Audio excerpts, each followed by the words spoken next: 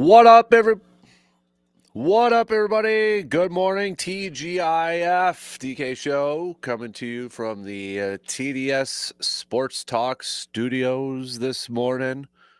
A big thanks for making us a part of your start this morning. If you're already up and at it, whether you're tuning in on the radio dials, 105.1 FM, 790 AM, online at our website, sportstalk1051.com.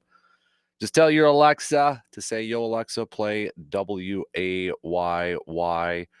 We've got the video stream up on YouTube rolling here this morning, too. So you can tune in to that and join in on the conversation over there. Multiple ways for you to be a part of the program here. What do we have on our game plan for us this morning? Well, we got the matchup. We know what it is. Brewers Cubs, and it starts tomorrow afternoon. 1:08, first pitch. You'll be able to check it out on the radio dials, 105.1 FM and 790 AM. But we get the matchup, the division rival. We know the storylines. Council coming to Milwaukee.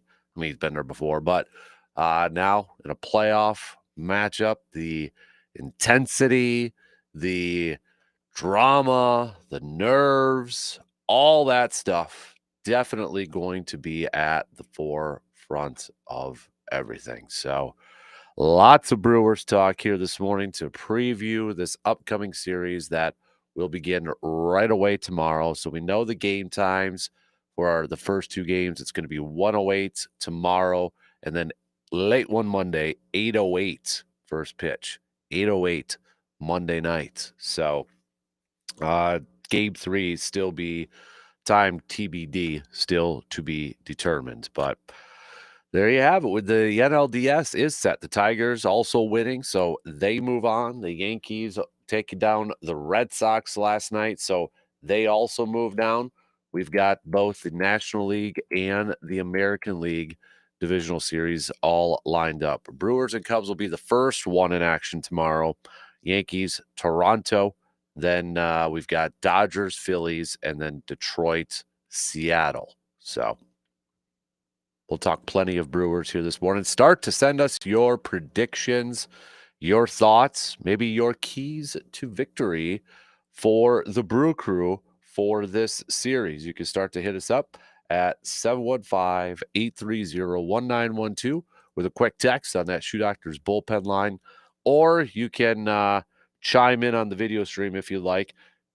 Give us your keys to victory, your key matchups, predictions for this Brewers versus Cubs series. And give me a vibe check, Brewers fans. How you feeling about this series? Are you confident? You nervous? Excited? Pumped? Jacked up? Where are you at? Give me that vibe check, okay? So we'll talk plenty of Brewers, as we mentioned, especially with our guy Brandon, who will be joining us starting in the next hour. So we'll do some local sports roundup brought to you by Carpet City Flooring Center with Brandon, as well as we are heading into week 7 of the high school football season.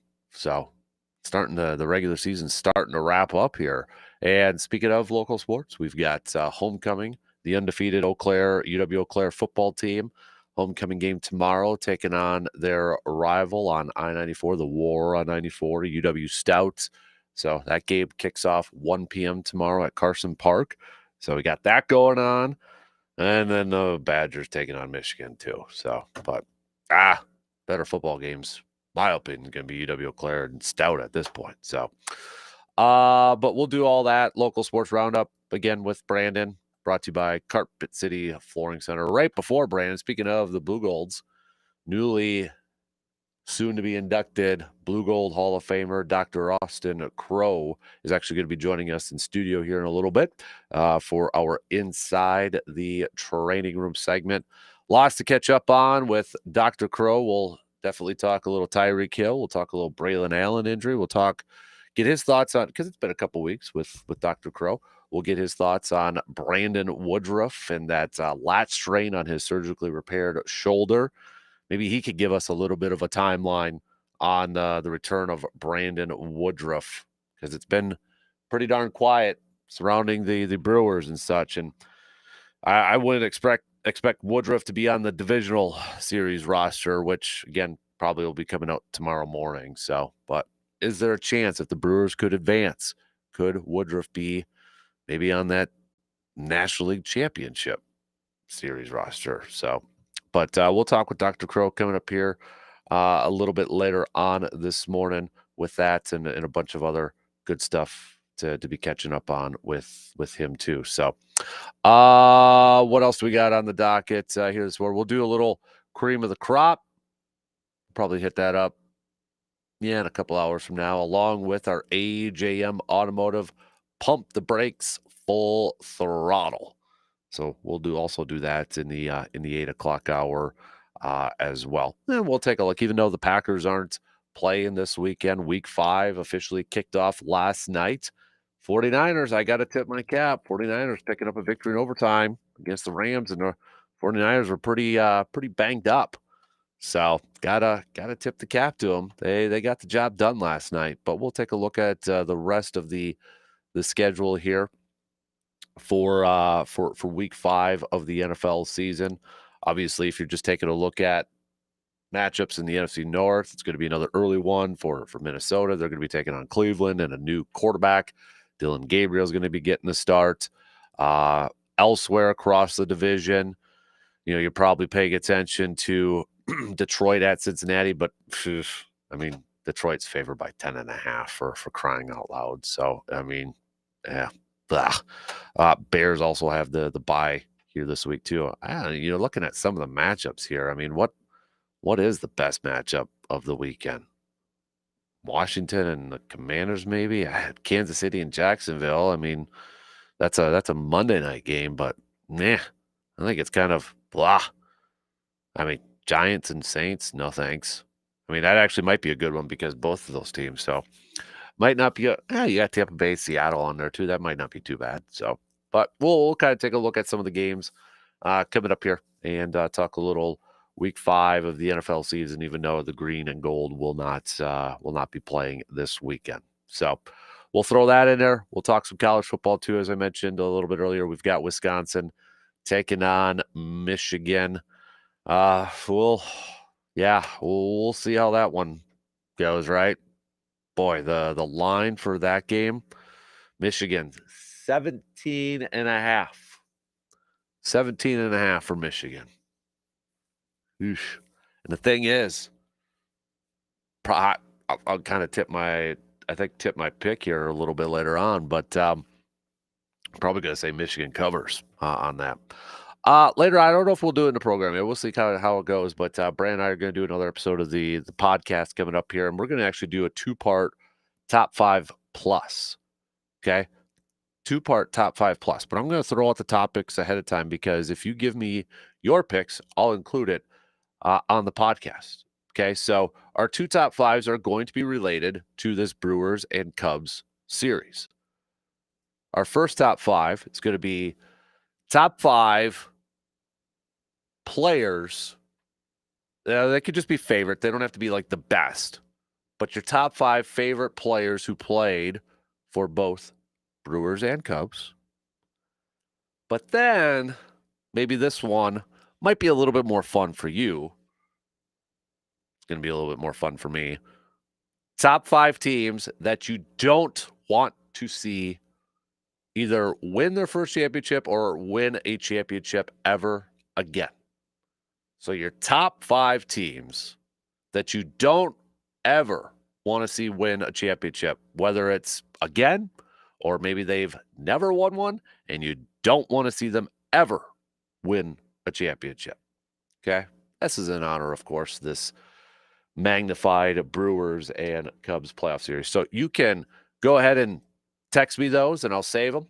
Or again, you can comment on the video stream. So I'll go through those and include them in the podcast if you want to participate in that. But again, our 2 top 5 topics a little bit later on are going to be the top 5. Again, it doesn't have to be the best players, just maybe your favorite. But if you want to do best, that's fine too. Top 5 baseball players who played for both Brewers and Cubs, and then the top 5 teams that you don't ever want to see win a championship again, or you don't ever want to see win a championship. And it is top 5 plus. So if you want to do a little honorable mention after that too, you can do that. So a couple honorable mentions after that. So that's your game plan. It's a loaded up game plan for us this morning. Let's pitter patter. Let's get at her, shall we? We'll open it up talking some baseball. Your initial thoughts, a vibe check, Brewers fans. How you feeling about this matchup between the Brewers and Cubs? We get it. We wondered if we were going to get it, and we're going to get it. So give us that vibe check here this morning. Text it to us or comment on the video stream. How you feeling about this series? Give me your keys to victory for the Brewers, some key matchups, all that fun stuff, and predictions. So send those on over. We'll take our first break, and then the leadoff. We'll get going here. Open it up. Talking some playoff baseball after these quick words.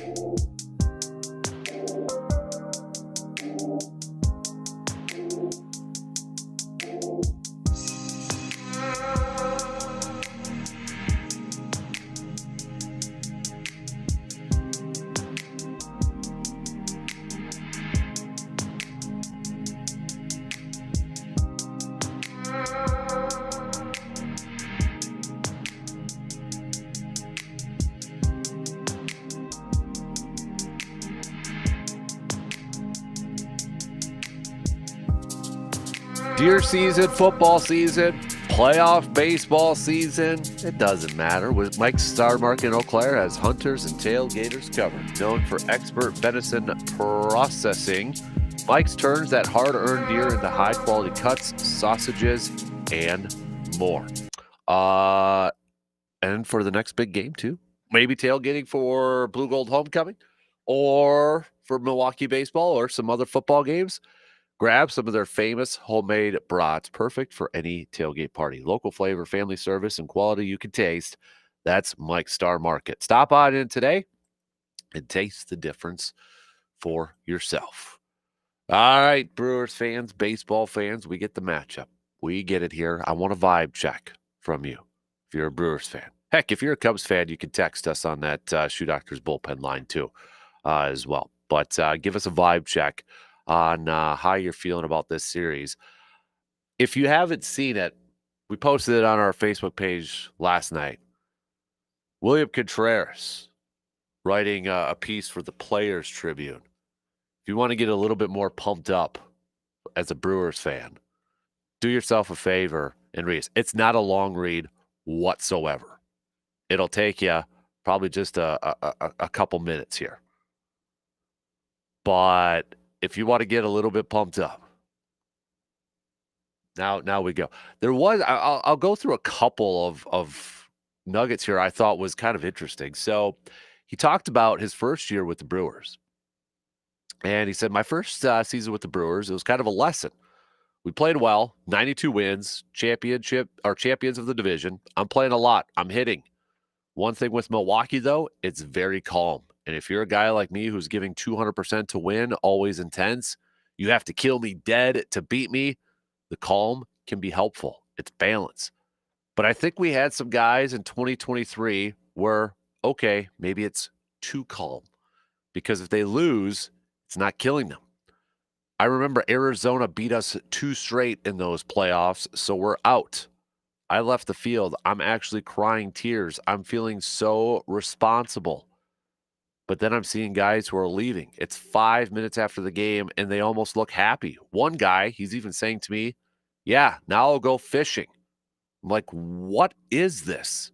We had to move on from that type of mindset. Something was missing to be great. Now, I'm sure everybody is probably of the same mindset of me as like, who was that guy, right? Who was that guy that said that? So I was like, I'm trying to rack my brain, trying to figure out who said that. But the other thing I thought it was, he talked about a little bit about how nobody really kind of expected them. He said, last thing I want to speak about is our current season. You can't explain it. People will say no one was picking us. We started so slow, yet we did what we did. 3 long winning streaks, most wins in Brewers history. It's historic, but I actually think I can explain it. Okay, so there's this saying in football, soccer. It goes, the ball is round. And what it means, the game is unpredictable. For example, say it's the offseason. Teams are making moves, huge trades, huge signings. Sure. But here's the thing. It's only the offseason. Once the real season starts, once the ball starts bouncing, anything can happen. Most times it bounces in favor of the big cities, teams with the biggest investments, the biggest talent, but sometimes it doesn't. So he ends it. I wanted to say these things for Brewers fans because the journey of this team has meant so much. This team, it's so special. And for the first time since I won a ring in Atlanta, I'm really feeling that feeling again. I'm really looking around our locker room, our ballpark, and it's the same, united. It's funny. I still have a little regret years later for being rude to my agent about the trade. Milwaukee? Wow, what a wrong way to react. Now I hope I spend my whole career here, and I hope to be on the first World Series winner in Brewers history. It'll happen, I bet. It's like Bob Uecker always said, no one better than you. Well, actually, Bob, probably some are better than me. I'm not the best. None of our group is. But if you're telling me another team is the best, man, I swear I haven't seen them. No one better than Milwaukee right now. No one better than us. A fantastic piece by Contreras. Again, it's not a long read whatsoever because as he opens it up, he says, "I'm a man of few words, so I'll keep this short." And I like it too because I don't think we hear a whole lot from Contreras. Once in a while after a game, you might get Sophia Minert or hear him on the radio for a quick interview and such. But a lot of times we don't get to hear, William Contreras. So I thought it was a pretty darn good piece. So go check it out yourself. All right. Do yourself a favor. Go check it out. We posted it up on our Facebook page, Sports Talk 1-2, if you want to go check it out over there. So, but where's your vibe check, Brewers fans? How you feeling about this game? You nervous? You excited? Is it a good nervous? I'll be honest with you. I'm nervous. 100% I'm nervous.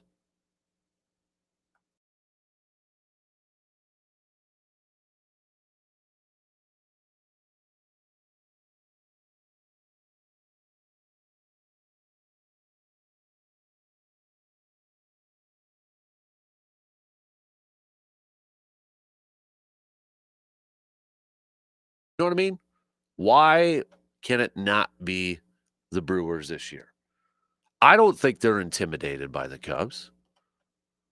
I mean, they're very familiar with each other. I think they're coming in with a lot of confidence. I think they're going to be ready to go. I've seen some people talk about, long layoff. Is there going to be a little rust? I don't know. I mean, we won't know until we get in action tomorrow, right? But I think right now it's kind of finally hit me that we got playoff baseball and it's going to be Brewers versus Cubs, and this is going to be one of the most of all of our sports matchups, games, playoff games, series, whatever. This is easily a top 5 for me most intense, nerve-wracking series that I'm going to be prepared for because of the storylines. I mean, and Council on the other side adds to it. It's not just, it's Brewers Cubs because it's a division series, it's 94, and all that. You add Council to it in the history with the Brewers. Yes, that is a big, big addition to it and why we're like maybe a little bit more amped up and we just want to stick it to the former manager for leaving the crew and such. Want to just, bury him. It adds to it. I'm putting it up there. I mean, I was nervous for those Badger Final Four games, biting your fingernails and stress, maybe snacking and such. Packers Super Bowl, of course. This is going to be right up there. I feel it. I know it. And the thing is, it's more than just one game, right? It's not like the Final Fours or those football playoff games where it's just one and done. We got a series now. So it's going to be every single game that they play. It's going to be nerve-wracking. And I can't wait for it. I'm pumped up. I'm ready to go. I want to suit up and be out on that field.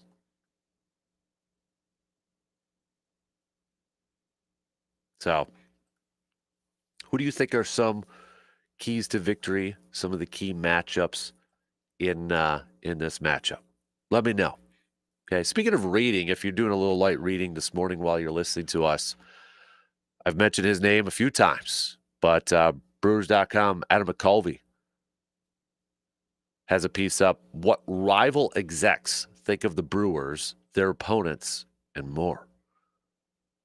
And I always like reading this stuff or hearing about this stuff because, we talk about it, and obviously we're close with these teams. We have our mindsets, but what do other people from that compete against the Brewers or our teams, what do they think about them? And McCulvey did a really good job talking to, I mean, obviously they don't have names on there. There's like a National League Pro Scout, a National League Special Assistant, an American League Pro Scout, a National League Advanced Scout. That's kind of their titles. But, one of the questions was, what do you like best about the 2025 Brewers? and you get different answers. Like one of them says, the AL Pro Scout, they're not going to beat themselves up. There was a little slump, whatever you want to call it, down the stretch of September, but I think that's just a real action kind of thing. Kicking back, I think they are going to bounce right back. And then, they ask, what worries you the most about them? One of them mentioned, the thump, the power. A couple of them mentioned starting pitching. One of them mentioned playing in their ballpark as a pro and a con for them because the power alleys are so short. They asked, how would you use Jacob Mizorowski? And I loved this question. How much time does your group, aka your team, discuss, quote, how do the Brewers keep doing this year after year? I thought that was a fantastic question to ask rival executives in Major League Baseball. A National League Pro Scout called it or said, answered it. I used to follow basketball when I considered it more of a team sport. You know what I mean? And I say the Brewers are like the San Antonio Spurs of Major League Baseball. They do well at producing what they need within their system. The Spurs, the Duncan, Popovich, Ginobili, Parker Spurs. You buy that one? An American League Pro Scout, our organization is always applauding the Brewers for doing this year over year. I think what the Brewers do better than any other organization is this. Some teams have so many one-dimensional guys that just hit home runs. The Brewers are willing to take a chance on Isaac Collins, Caleb Durbin. Those guys are baseball players. Other teams, no matter what, they're trying to take the ball out of the ballpark. The problem is we don't copycat. I think teams have lost the ability to, quote, play the scoreboard. Another pro scout said, I think about this a lot. So many teams struggle with finding ways to tap into value with pitchers. That's so hard to do, but it seems like they never have to worry bullpen wise. And I am completely jealous of that. And another scout says, it's so crazy every year the pundits don't think the Brewers are going to do it. And then they go out and rip off 90 wins. In my circle, they have garnered the respect that you can't ever count them out.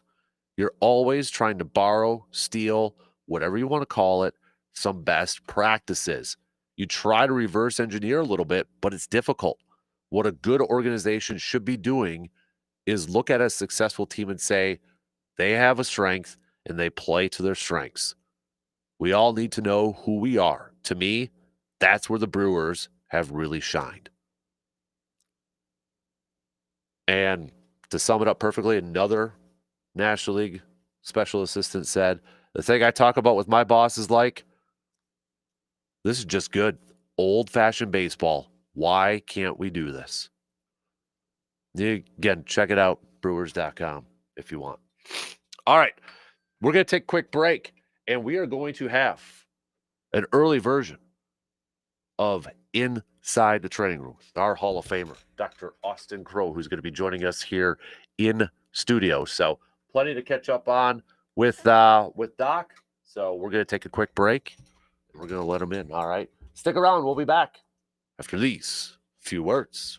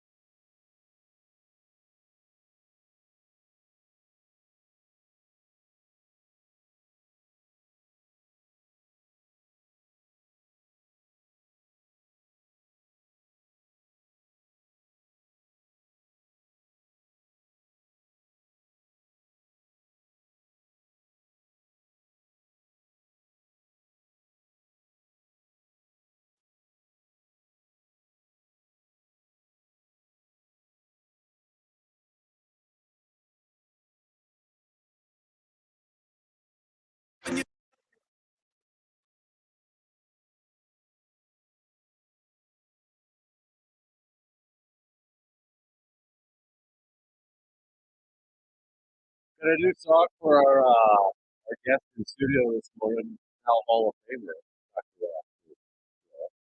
Congratulations. Well, I'm not inducted Not yet. Not quite.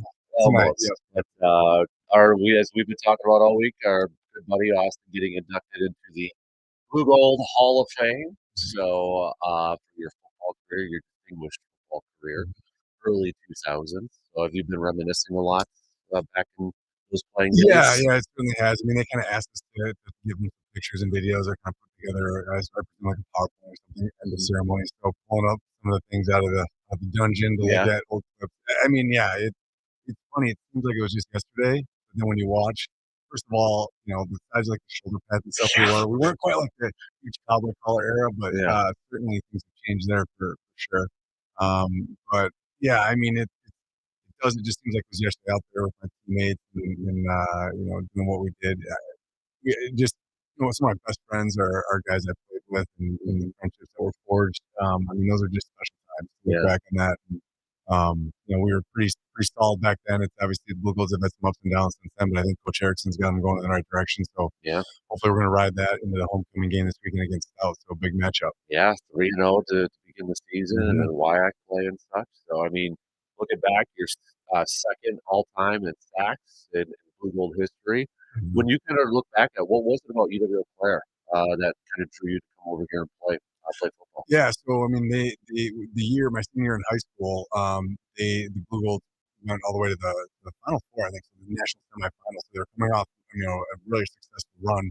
Coach Nielsen was the coach at that point, so he recruited me, and actually one of my high school teammates as well, Justin Miller. We both came to Eau Claire together. He and Coach Nielsen ended up leaving that year, and Okay. Hoffer took over, which worked out great as well. But that's one of the big things. And I knew I wanted to go into medicine. And Eau Claire has a strong science program, so it was that combination of good football program, um, relatively close to home. I grew up in the Twin Cities. And then, again, that combo of like science plus football, it just made a lot of sense for me. Absolutely. So when you think back on your career, I mean, you've gotten, team awards and WIAC awards, and I mean, is there a game or is there a moment you often think back at during your playing career quite a bit? I mean, probably some of the games against St. John's. I mean, Yeah. we had a couple. I mean, they were coming off the '90s when they had several national championships. They were a perennial national powerhouse, Hmm. and they still are a very storied program. I mean, so St. John's still puts together some pretty dang good football teams. So Hmm. some of those wins, we went 2-2 against them in my career. The two losses were both close ones. We had one that we went into Collegeville. At that point, I don't think it's an official record, but at that point, I think it was an attendance record. I mean, it's a really cool atmosphere to play. I mean, Carson Park is second to none, but Hmm. that Collegeville, it's like a bowl, and I mean, Oh there was yeah. like stands just sitting in so even though the bleachers were full, and then stands just sitting on the hill on the side, if you know that side of the football Yep. field. It was first game of the season. I believe they were ranked number 1 in the country. We were considered good too, so I think we were probably ranked somewhere in the mid. But Hmm. first game of the year rankings don't matter, right? Right. And so got out there. Probably statistically one of my best games of my career. I think I had 2 or 3 sacks, couple forced fumbles. Just that I look back on that game and just really special memory to knock those guys off. And Yeah. we ended up winning. I mean, we were co-conference champs that year, so we had a great season as a team as well. So looking back, that was really kind of a game I have a lot of fond memories of. But really, any game at Carson Park, I mean, it's just a cool atmosphere. Yep. Um, the band, the crowd, the Hmm. cheers. I mean, 3, 4, 5,000 people really are kind of the standard there, and that's a lot of people cheering. I mean, you can get a ruckus crowd going, and just that Yep. momentum swing. You make a big play, everyone's yelling, cheering, Hmm. it gets you going. Yeah, Yeah. so that's a huge advantage for the team. And then now you're even coaching on that field too, That's right? right. With Yeah. and you got a big one tonight over We there we with do, yeah. So it's going to be a busy weekend for me. yeah. So yeah, we have coaching at Regis, and we have a big matchup with Mondovi. Yep. So 2 undefeated teams coming in. We know it's going to be a tough game. I mean, it's going to be smash mouth football for sure. Yep. So a lot of playoff implications and conference implications for the game tonight. But you just got to take it, play at a time with these guys. So it's going to Yeah. be. It's going to be. I think it'll be a close game. So it's going to come down to executing correctly, taking care of the ball. Hmm. But anytime you have a rivalry game, you had homecoming on top of it.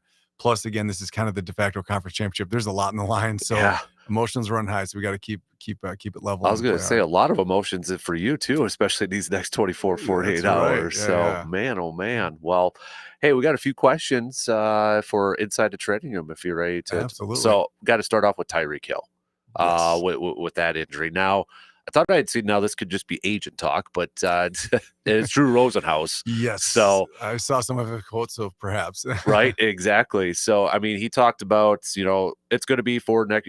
Plan is he's going to be back next year. But did I see that they didn't have to repair the ACL? Or is that something maybe later on that they're They going to may be? do it later on, yeah. Okay. So with that knee injury, he suffered at least 2 major ligament injuries. So I'm sure people have seen the clip, and being an orthopedic surgeon, I see all sorts of gruesome stuff, but I still don't like watching clips like that. It Yeah. just, I don't know. Like, if the aftermath, if they come in and see me and like you see something like that or an open fracture, I mean, it's easy to see that, but like watching a video of it just kind of gives me the heebie-jeebies. But I did watch it once, and you can see he has a really strong, we call it varus moment. So the knee bends. So he absolutely destroyed the lateral ligaments. And I think I texted you, Yeah. like, one of the big concerns is, did he injure the peroneal nerve? And it sounds like that's one of the things that Drew Rosen said he did not, because if you damage that nerve, you get foot drop, right? Oh, Tyreek okay. Hill is the speed guy. I mean, any NFL player just playing with foot drop, you just can't really do. So that'd be a career-ending injury. So luckily he did not. But given the kind of, you saw the angle of the knee, that stretch can really damage that nerve. So good thing he didn't do that. But he had to have injured at least the PCL or ACL along with that. So sometimes what we'll do is we'll do the collateral ligament first. So we'll go and do the post-al corner, which is the one he probably injured, or the MCL if that was the case. And then you can come back later and do a cruciate. So you'll do a staged reconstruction. So that's perhaps what they did. So he had surgery almost right away. So they reduce it, but with full dislocations like that. And again, that was a dislocated knee. So if you had the X-ray, the tibia and the femur are going to be apart from each other. There is a high incidence of nerve and then also vascular injury. So that is something that, there's, as a sports surgeon, we don't deal with a lot of like truly life and limb threatening injuries, but that is one of them. So dislocations, you have to have high alert for, is there a nerve or artery injury? And so luckily he dodged both those bullets. So that's good for him. Was that similar to like Teddy Bridgewater with the vascular concerns with that knee injury? Same exact thing. Yeah. Okay. So, I mean, that was a practice. So there's no video clips out there of that one, but same thing. I mean, it was a full knee dislocation. And again, you have to have high alert for those type of neurovascular injuries. Right. And was it Nick Chubb that kind of had a similar knee injury a couple years ago? Yep. There's Same been a thing? handful of guys. Yeah. I mean, one of the real brutal ones was Lattimore. I don't know if you remember that. He played running back, that. Yeah. So yeah, and he ended up actually getting drafted, or at least was undrafted free agent. Yeah. And I don't know if he had much of an NFL career, but the fact he was able to do that, I mean, I know Drew Rosenhaus is like, Tyreek will be back faster than ever. Maybe he will, maybe he won't. I mean, it's a tough injury. I mean, I as someone who does those type of surgeries myself, I mean, is it possible? Absolutely. Is it possible? Is it likely? I mean, I'd say maybe. And even if he gets back, he's probably going to lose a little bit of a step. I was just going to ask that. Does that lose a little speed with that type of injury? It's tough to get bounced back from a massive knee injury like that. And then on top of it, we don't know what other associated injury he had. I mean, is there a severe meniscal injury? Probably with that type of injury. And then cartilage, we talk about that a lot. It's a violent moment when that happens, right? I mean, you see the leg do that and rip apart like that. There's a lot of shearing injuries. And so if there's a significant cartilage injury, you had that on top of it. So, we wish him the best. Obviously, you want to see a guy bounce back as best he can, but to be an elite top tier receiver, I mean, I hope he can do it, but odds are against him. I'll say, no doubt. Braylon Allen, former Badger running back with the Jets now. He was just placed on injured list. They're calling it a sprained MCL, but Aaron Glenn's calling it a serious knee injury. And I was reading stuff that they're still contemplating surgery. So if they're calling it a sprained MCL, but they're still contemplating surgery, and it sounds like it's going to be longer than the 4 weeks out there, would that be maybe a potentially like a completely torn MCL, different grades of that? Yeah. So, I mean, it could be a grade 3. So it's complete. I mean, even then we usually don't operate on them. But I just had a young athlete I had to operate on one because he had the way his displaced when the ligament tore, it basically kind of pulled up above the hamstring tendons. Ooh. And so you kind of have to tuck it back underneath where it goes. So there could be an associated injury with that. Meniscal injuries are not rare when you have a high grade MCL. So maybe he has a combination MCL with the medial meniscus. Okay. But yeah, traditionally we won't operate on isolated MCLs, but they do happen. So if they're looking at that, they may say, look, we can try to tighten this up and get this knee more like it was before. But yeah, I mean, it's a pretty substantial injury, grade 3. I mean, that is by definition, all the fibers are torn. So it's a bad knee injury. Quick over to baseball, because Brewers fans want to know about Brandon Woodruff because it's been so quiet. September 21st, he was placed on the injured list with a lat strain, they're calling it, on his surgically repaired shoulder. Brewers have been very quiet about whether he's going to pitch in the playoffs or not, and they've said they've consulted with his surgeon and going back and forth. But when you hear lat strain on that shoulder repair that we've talked a lot about. There we go. Where is that? Is that a high level of concern with that? Yes. I mean, Okay. I would. I mean, I'm not saying that they're doing smoke and mirrors, Yeah. but sometimes when athletes come back after surgery and have pain around a joint that's been operated on, it may be indirectly related to the surgery itself. I mean, we don't, the lat runs, as we know, like on the side of the body and then up under the arm, inserts on the humerus. I mean, I'm not saying you can't injure that, but I suspect it's more likely associated with some pain from his surgery, truth be told. And they're kind of dubbing it more lat, because I mean, that's a long time, and if Yeah. especially when they're not really kind of giving a lot of information, it's probably not a great prognostic sign. But you never know. Obviously, you got to see how the guy's going to bounce back and come back. But eh, operating on throwing shoulders is always dicey. Yeah. You know, we always have to tell athletes when we do that, look, you know, our goal is to get you back to where you were before, and it certainly can happen, but those are injuries as well that you're just like, it's just tough. I mean, if you think of the mechanics that of throwing a ball, like, I mean, you see the slow motion. I mean, when you look at your arm, you're like, I cannot believe the human arm can do that. Right. Well, it's probably not supposed to do that. Yeah. That's why they come see us. So you look at it, and I mean, to get the arm back to that, it's tough. So again, I wouldn't count him out, but it certainly would. I'd be raising my eyebrow saying, what's going on here? Yeah. Would that be something potentially, because of his age and the point of his career? I mean, is it something that could ultimately, I don't want to kind of speculate too much, but Mhm. end his career, maybe, he's a starter. Does it maybe go to a bullpen where he's just a relief pitcher at that point? All options on the table? Yeah, I mean, I think you see that a lot where guys get towards the end of their career and injuries start playing a role, not only maybe on how they, whatever, as a reliever versus closer versus starter, but also some guys just say, look, I've been here, I've done it, I've made enough money to support my family. Yeah. I'm not going to keep putting my body on the line, and especially if I can't perform at that level, right? I mean, these Right. guys are competitors, right? It isn't random chance that they wound up in the major leagues. I mean, these guys are not only elite athletes, but they're mental warriors too. And so if they can't perform at that level, they don't want to go out there and get beat up on the mound. So I think there's some guys that say, look, I'm not going to go through that again. Right. And so again, that's speculation, absolutely. But once things start stacking up and guys start having a surgery and a recurrent problem, especially in a throwing shoulder or elbow, that has claimed many a career. There's Mhm. no doubt about that. Let's go to your football team, the Vikings. I know earlier in the week, Kevin O'Connell made a comment about hopefully McCarthy will get a little practice in. He has not practiced yet, because I think this would be his third straight game if he were to miss it. Mhm. But is this kind of still a normal timeline, do you think, with that typical ankle injury? Yeah, the high ankle sprain, definitely. I mean, Mm. 2, 4, 6 weeks, all those are within. I mean, it depends on the severity. The interesting part is he finished the game, so a lot of people were like speculating what's really going on. Right. Yeah, if you see a picture of the injury, I mean, he was a classic. It was like on a hip drop tackle, foot stuck in the ground, get that really strong external rotation. Like you see Yeah. the clip, you're like, yeah, I can see how that hurt that ankle. So I'm sure they got an MRI, and I'm sure it showed some ligament injury, but not complete. So I would expect it to be the kind of 2 to 4 week, and I think they were kind of quoting 3. So Mhm. certainly not surprising one way or the other. I mean, he could go out. A lot of times they'll do like a game time trial. It's like, all right, let's suit up, and he may and run and say, how's it feel in warmups? Feels great. All right, let's go. Or yeah, I just don't have it, and you don't want to get out there. And I mean, he's not a truly like Lamar Jackson mobile quarterback, but he uses his feet, and so. Right. The last thing you want to do is get a guy out there who just can't be mobile and take another hit and re-injure it and re-aggravate it. So, I mean, I think the Vikings are still looking at him as our starter, right? I mean, I think that one game that Wentz had, people like to make Cincinnati, a yeah. controversy. Yeah, but to me, I mean, that was a defensive game. I mean, Yeah. that's who won that game. But Rodgers was just unbelievable. Isaiah Yeah. Rodgers. Oh my gosh. Yeah.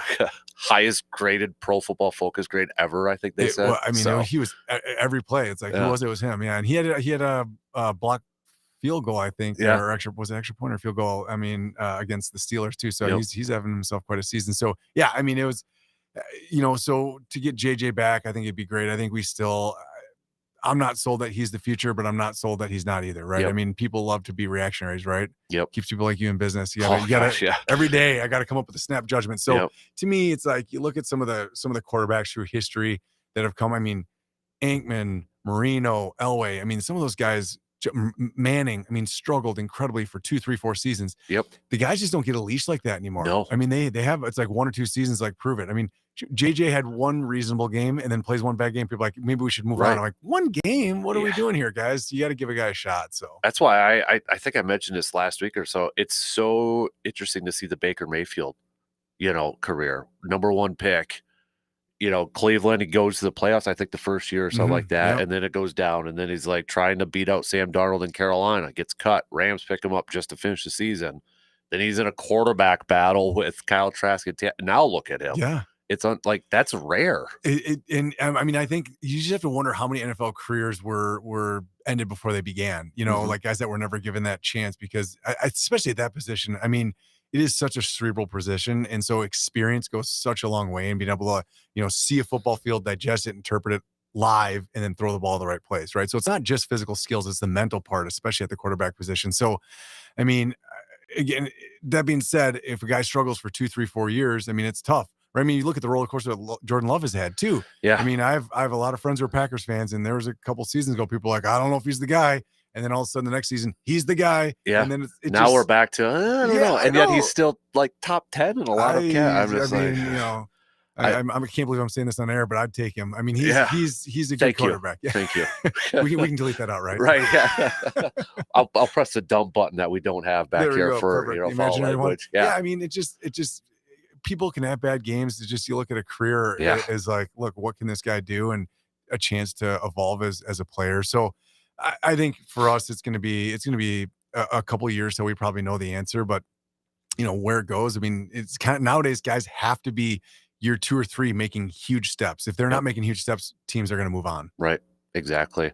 I got one more question here for you, and I got a couple of texts from people for you here too. Fire away. You mentioned Lamar Jackson, that hamstring injury. We know how mobile he is, and I know there was even some people like, oh, okay, was it just pulling out because Kansas City was dominating him and such, but he's not practicing and such. But I mean, those type of injuries, do they affect those quarterbacks differently if they are a very mobile quarterback like a Lamar Jackson? Yeah, I mean, certainly it's an explosive muscle group, right? So when you're just walking around, a pulled hammy doesn't hurt too bad, but you start talking about cutting, pivoting, sprinting, you notice it. So a guy like him, I mean, he has a rocket arm, but he absolutely uses his legs, right? We all know that. That's part of his game. That's part of what makes him a special quarterback. So if you look at a guy like that, you don't want to put him back on the field when he's missing one of his big weapons. So, and I don't think he'd want to be out there either. So you look at it, I mean, he's going to have to kind of pass the test of like, all right, we get a guy walking. All right. Then when you start running, okay, practicing, then game. So those injuries are so variable, right? I mean, you can see hamstring where a guy literally misses a couple practices and is back. You see guys who can miss, 4 to 6 weeks. Those are both considered, quote, normal recoveries. So it's got to depend on the severity. But I would assume, based on what it looks like, that this won't be that long duration. But I could see him missing a game or two. It could go either way. Yeah. Well, Joe says Dr. C or Dr. C. I was like, wait, Dr. A? Awesome. Yeah. Dr. C, I'm the PA announcer for Regis Football. Good luck tonight. Go Ramblers, and congrats on your Hall of Fame induction. And then another texter, Sam, says, I just got to say, it's pretty awesome listening to Austin every week as a guy who is fascinated in sports medicine and surgery. It's really nice to hear a non-biased, factual take on what is actually happening to a player's injury. Him being able to deep dive and go into how, why, and a timeline of the injury is just fascinating. So thank you. So. Well, it's what I do for a living. It's pretty fun stuff. Yeah. I mean, I wouldn't want to be doing anything else. It's pretty cool to be able to do it and mix two things I love, sports and orthopedics. So it's a good gig. Yeah, no doubt. Well, again, congratulations this week, and best of luck tonight too. For and I'm not going to ask you which one's more important right now, but or what's on your mind first. So, best of luck tonight, and then have fun tonight and tomorrow for the induction. Yeah, it's gonna be an action-packed 24, more like about 48 hours. So so I'm looking forward to it. Should be a lot of good football. Hot, so yeah, both. Geez, tell me, is this fall gonna show up or not? Right. We'll see. It's not helping the hunting either. Dude. Yeah, I'm waiting to get out there. It's got to be. I think in the next week or two, it's going to swing. So I hope so. I got to get out in the stand too. So yeah, I mean, it'll be fun. So again, high school football tonight. I don't know if anything beats Friday Night Lights. I mean, we all know that high school football is not the NFL or college. That the play level isn't there, but just the atmosphere and the intensity and what the kids put in, Yep. it's special. So it's really awesome to be part of that as a coach, and then certainly as a father too, watching my son Kellen play. Yep.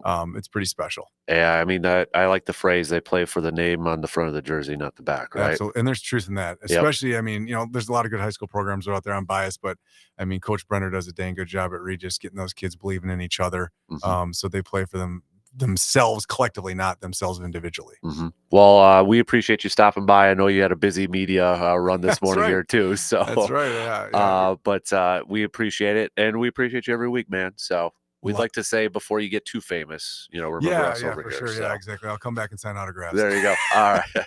Well, thanks, Austin. We appreciate it. We're gonna take a quick break, and then the second hour is gonna be kicking off here after these few words.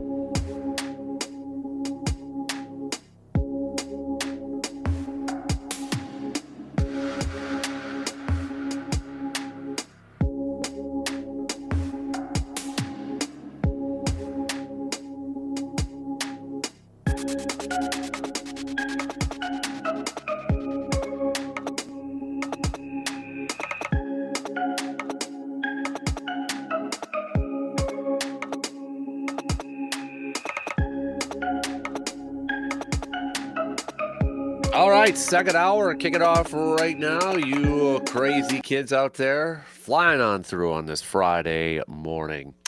A big thanks again and a big congrats to our good friend, Dr. Austin Crow. Had a little earlier version of Inside the Training Room, Chippewa Valley Orthopedics, the sports medicine inside the training room, because we had Austin in studio because, well, he's getting inducted into the Blue Gold Hall of Fame tonight and tomorrow. I know they got a ceremony tonight that he's got a big time regular season game to help coach between Regis and Mondovi.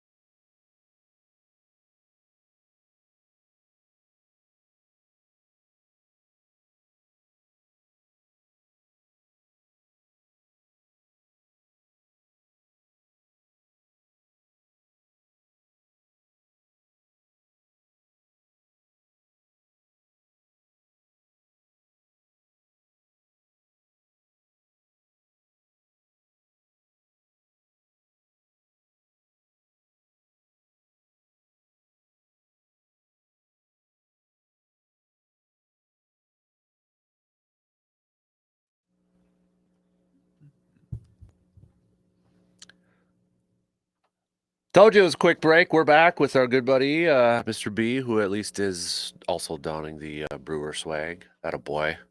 Happy playoff eve, Yeah. dude. How you feeling? How's your vibe right now with this game?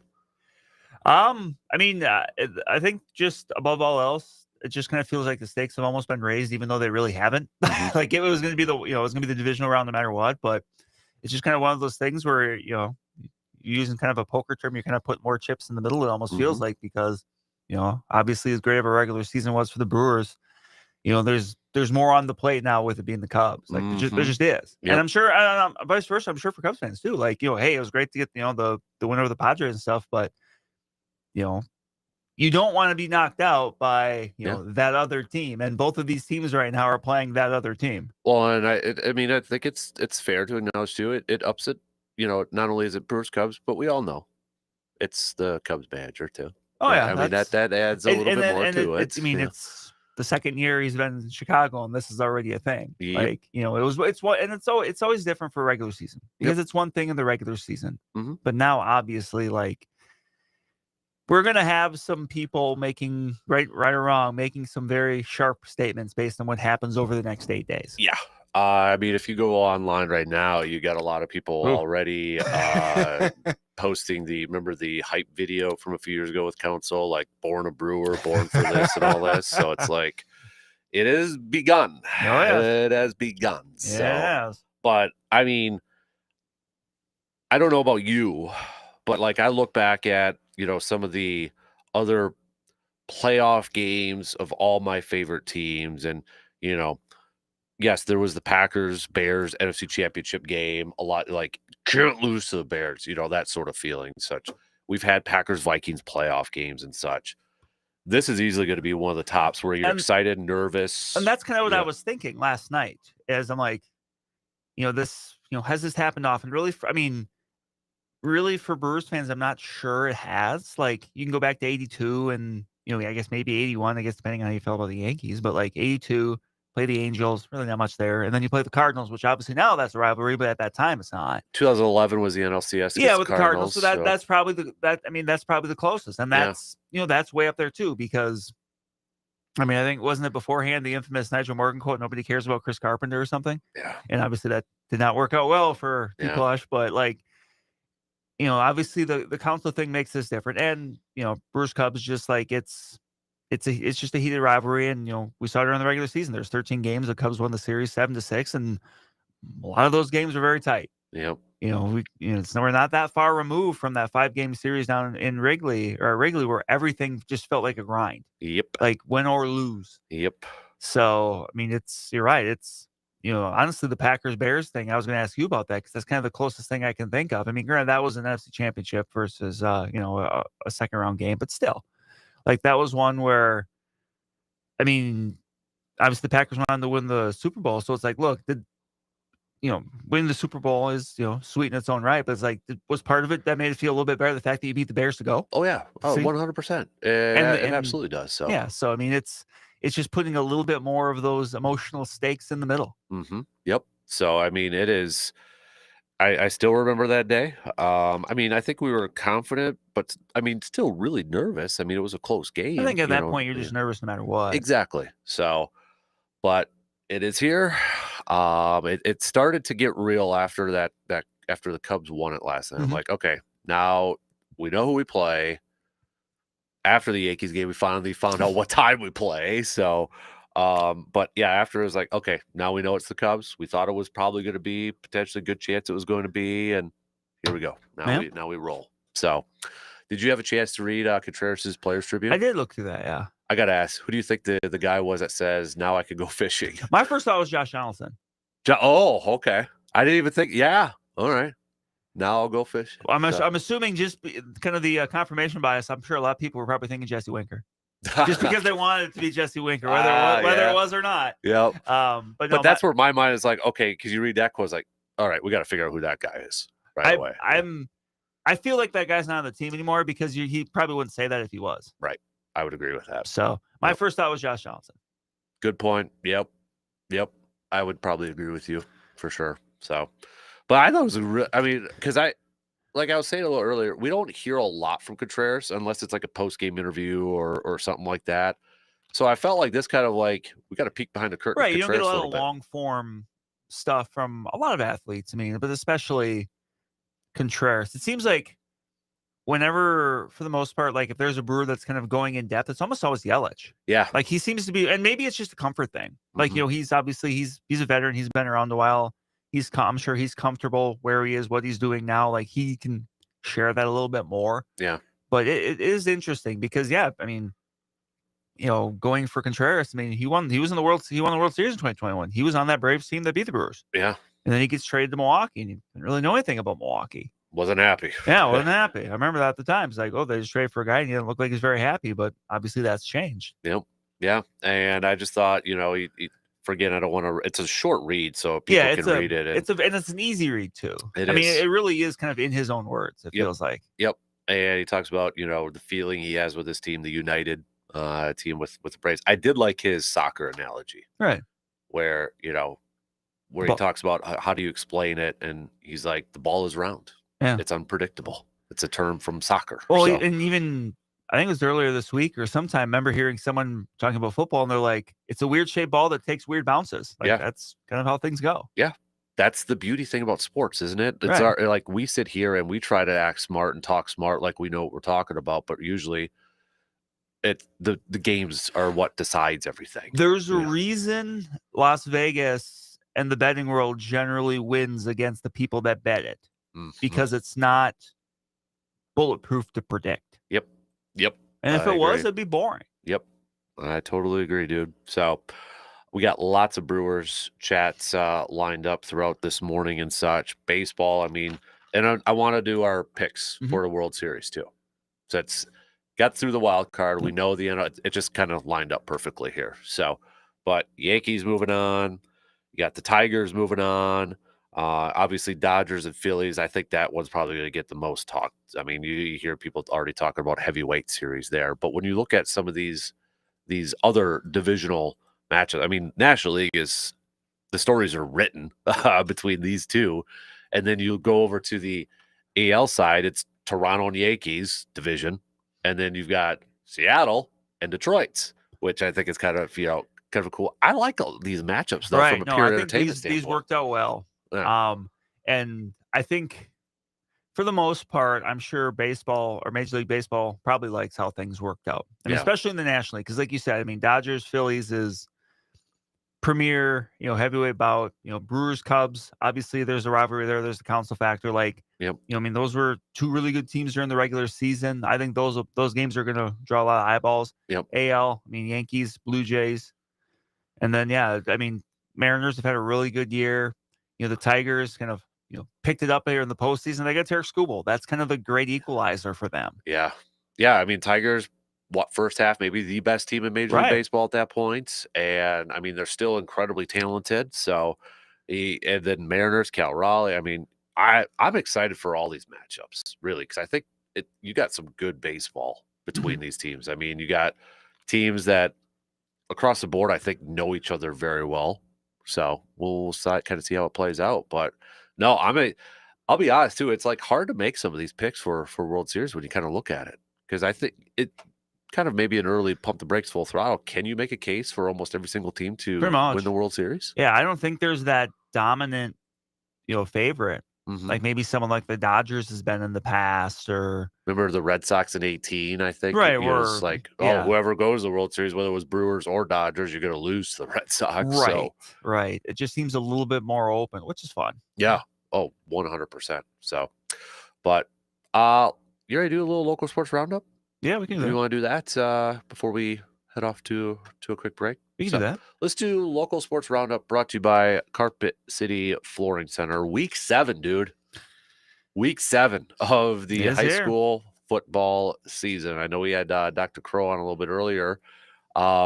He's got the banquet tonight, but he's leaving it early because we've got a big Regis and Mondovi game at Carson Park tonight. As he noted, that could be for a 1 seed for the playoffs coming up. And keep in mind, that is something that we can track now. Yeah. Because of, and I'm going to try to bring it up here quickly right now because we know it's there, but because with football, the last few weeks, WI's put out their I'm trying to think of the exact name for it, but the qualifying report, which basically one of the new things this year with how they're doing things is you're going to be able to chart the progress for teams as the season goes on for football. I think it was started a couple weeks ago, and the preliminary qualifying report is what I'm looking for. Okay.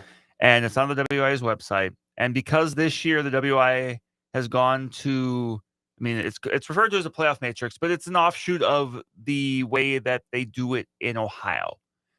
And it puts in a couple factors. And actually, this is a story I'm working on for next week, but we can kind of pull back the curtain now. Is, teams are ranked. And it's different this year because teams are designated in their division before the season. Mm-hmm. At the end, in the past, the WI would come up with its 224 411 player qualifiers, and then they would cut them off. The first 32 Division 1, the second 32 Division 2, etc. And kind of going off that, in Division 6 right now, Regis is ranked 3rd in the state. You get Edgar and Darlington 1, 2, and Mondovi's 8th. So what that would mean is the playoffs start right now, and of course they don't. The top four seeds would all be 1 seeds in their region. Okay. And they would divvy them up. They're going to try to divvy these up the best they can by location. Okay. Because there's like a northwest, a northeast, a southwest, a southeast. I think it's called A, B, C, and D, but that's what it is. Okay.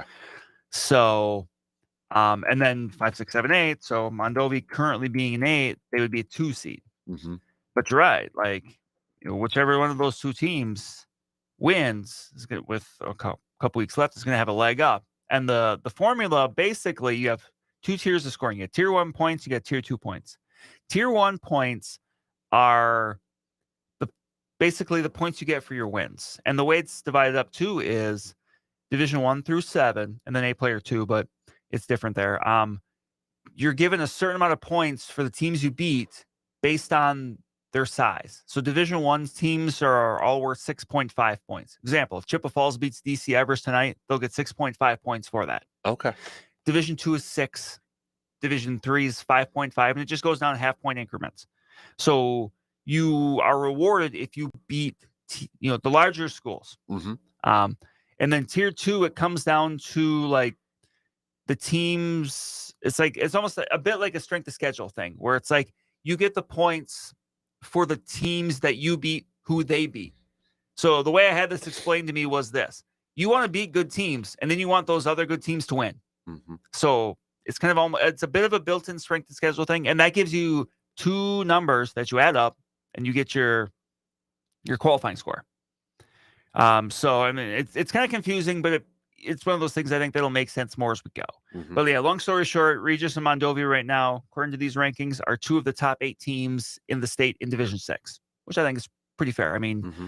Regis and Mondovi's kind of become one of those games every year where you kind of have it circled on the calendar. I mean, those are 2 strong, smart, physical, tough-minded teams. I mean, that's going to be a fun slugfest at Carson Park. I will not be there, but if I had, let's put it this way, if I had my choice of a game I'd be going to, that would probably be it. Nice. That's going to be a fun one. Absolutely. Well, where are you going to be? What are some of the other games on the docket? I am going to be in Cadott tonight. Cadott takes on Shatek Weyerhaeuser. Okay. A big game for Cadott. We talk about the postseason. We talk about, those rankings. Right now Cadott is 4-2, but they are ranked 32nd. So right now they would be the last team in Division 4 or Division 6. They're a team that right now is, has some wins, but is looking to enhance its resume. Mm-hmm. And Shatek Weyerhaeuser in Division 6 is ranked 12th. Ooh. So, and they're coming off a loss to Grantsburg, a loss where they played pretty competitively against Grantsburg, who is, the defending Division 6 state runner-up. They're the number 1 ranked team in Division 5 right now, according to the playoff qualifying report. So they'd be a 1 seed in D5 right now. So this is I'm interested to see how this goes. Mm-hmm.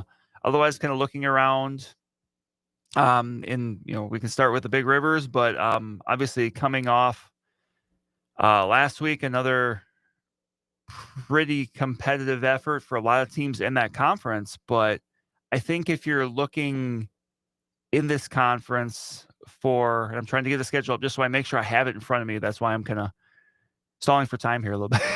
But Hey, don't worry, because you know what? Next week when we're in the new studio, I think you have your own computer over there. You're going to be able wow, to, yeah. wow, You don't you're have to use your actually giving. phone. You're gonna give. You're gonna. Loan. Wow. Well, I'm still on my phone. But, Yeah, we're getting fancy, boy. and that's next week, you say? I'm gonna put you on the spot for that. Don't. But yeah, look, I mean, next week, I think, tonight, I think the two big games you're looking at the big rivers. First of all, you got River Falls at Rice Lake. Rice Lake still unbeaten in the conference. River Falls picked up a big win last week over Hudson. So Yeah, I was going to ask you about that. Like, that was a big win. That is. And I mean, I saw that River Falls team a few weeks ago and they played Chippewa. And like, you can see why they're successful because they are a big, strong, fast team. And they're a team that can put up a lot of points. Like that would be an interesting one to be at too. I mean, Rice Lake 6-0, River Falls 5-1, because River Falls, they can run the ball, they can throw the ball. Like, they're just a team that scores a lot. You know, they're comfortable being in shootouts. And I think Rice Lake kind of is too, but they go about it in different ways. So that makes that a very interesting matchup. And plus, that's a big one for Division II when it's going to come to seeding here in a couple weeks. Other one, New Richmond, Menominee. You know, New Richmond's a couple losses here recently, but, you know, those are kind of both two teams. I mean, that's going to be a good win for whoever gets that. Otherwise, you got Superior making the trip to Hudson. Hudson looking to bounce back from that loss to River Falls. You got Chippewa Falls going to DC Everest. That's their crossover matchup. DC Everest leading the Wisconsin Valley. Chippewa Falls picked up his first Big Rivers win last week, going up to Superior and getting an impressive win there. So, yeah, you know, that's a pretty fun slate. I mean, we always say in the Big Rivers, like every week, there's one or two matchups. But and then tonight, Eau Claire Memorial taking on Wisconsin Rapids. I mean, that's a good chance for, you know, Memorial to, you know, maybe go out there and get a win here. But, you know, coming off of, you know, what was, you know, last week for them, which was a competitive effort. But and then Eau Claire North making the trip to Spash, take on Stevens Point. Yeah. Otherwise, kind of looking around a little bit too.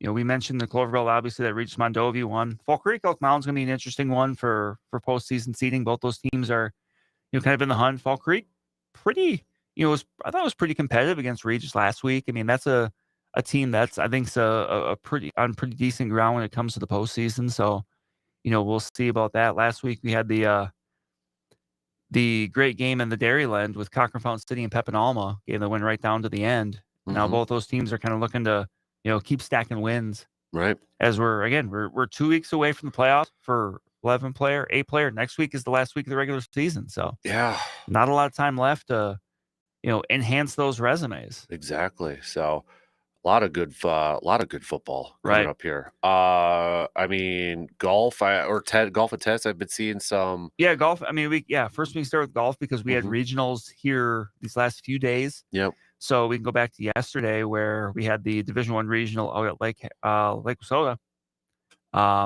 And you No, I was looking at something over here. So, oh, okay. Yeah. Like, what are you looking at? But yeah, you had River Falls winning that region. River Falls joined by Prescott, Chippewa Falls, and Hudson as teams advancing to sectionals. Some really good efforts there. Prescott moving up to D1 this year. They've been very, very successful in Division II, and obviously showing, you know, they were two strokes off River Falls for the top spot. Obviously showing they can hang with pretty much any team in the state here. So Division II was earlier in the week. That was Wednesday. You know, a lot of the teams from around here were up in Barron for that Division II regional. Colfax Elk Mountain continuing their great season. They took the regional championship there. I mean, they're going to be a team that, you know, rolls into that Spooner on Monday, or that sectional in Spooner on Monday, you know, with a lot of momentum. I mean, that's a veteran team right now with, you know, obviously some younger kids that help, but, you know, led by the Kongshogs, Bella and Claire. So, you know, that's a team looking to kind of break through the state tournament. You know, Bella is no stranger to the state tournament, state champion a couple times, but, you know, now looking for the team to go. And it kind of feels like, you know, this might be their time. Right. But otherwise, you got Bloomer and Stanley Boyd that made their way through there. There's some, you know, golfers there that might be a threat to maybe grab an individual spot, you know, going down to state too. Yeah. I would say tennis. We had the Big Rivers and the we had some conference championships. Yeah, we did. Eau Claire Memorial picking up the conference championship here this week. Subsectionals and sectionals are the early part of next week. So by this time next week, we'll have a pretty good idea on who's going to state for girls tennis.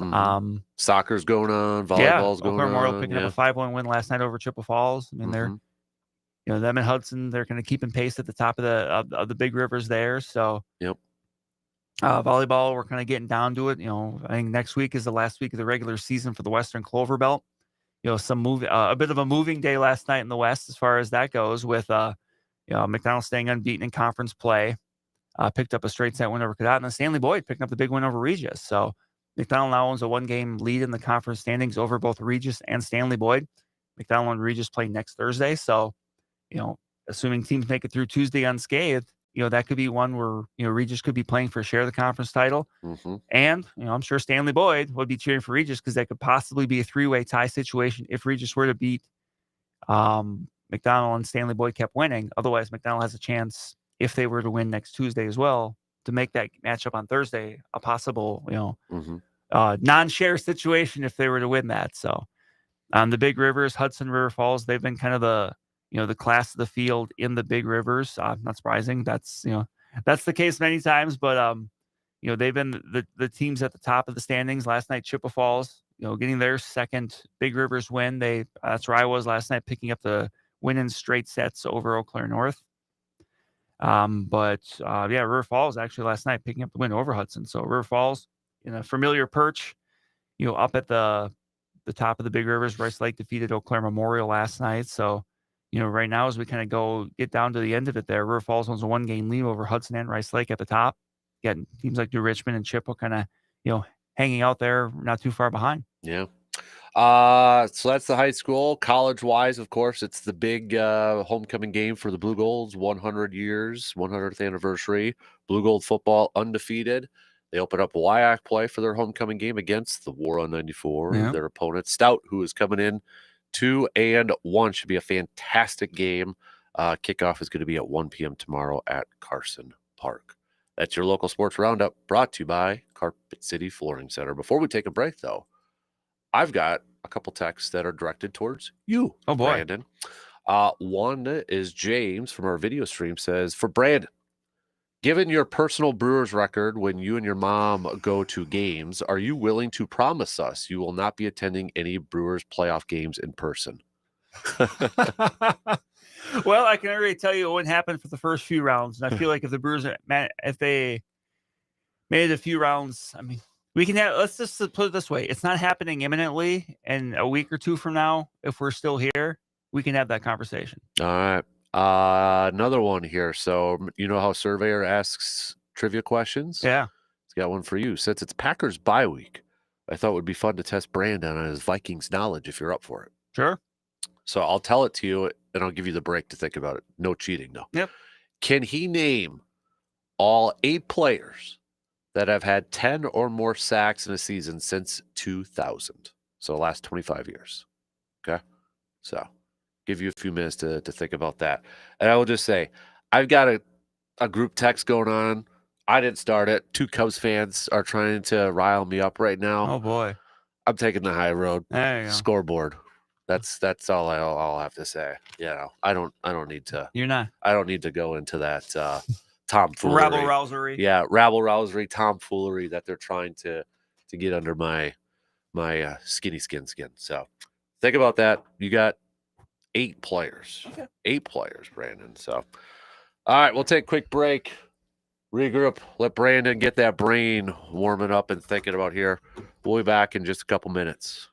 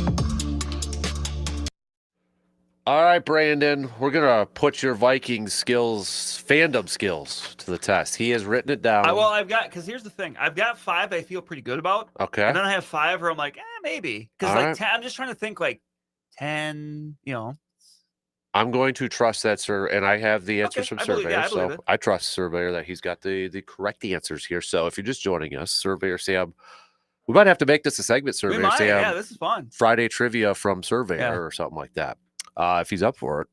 But Surveyor says, since it's Packers week, I thought it would be fun to test Brandon on his Vikings knowledge if he's up for it. Can he name all 8 players that have had 10-plus sacks in a season since 2000 for his Vikings? So give me the 5 that you are comfortable in.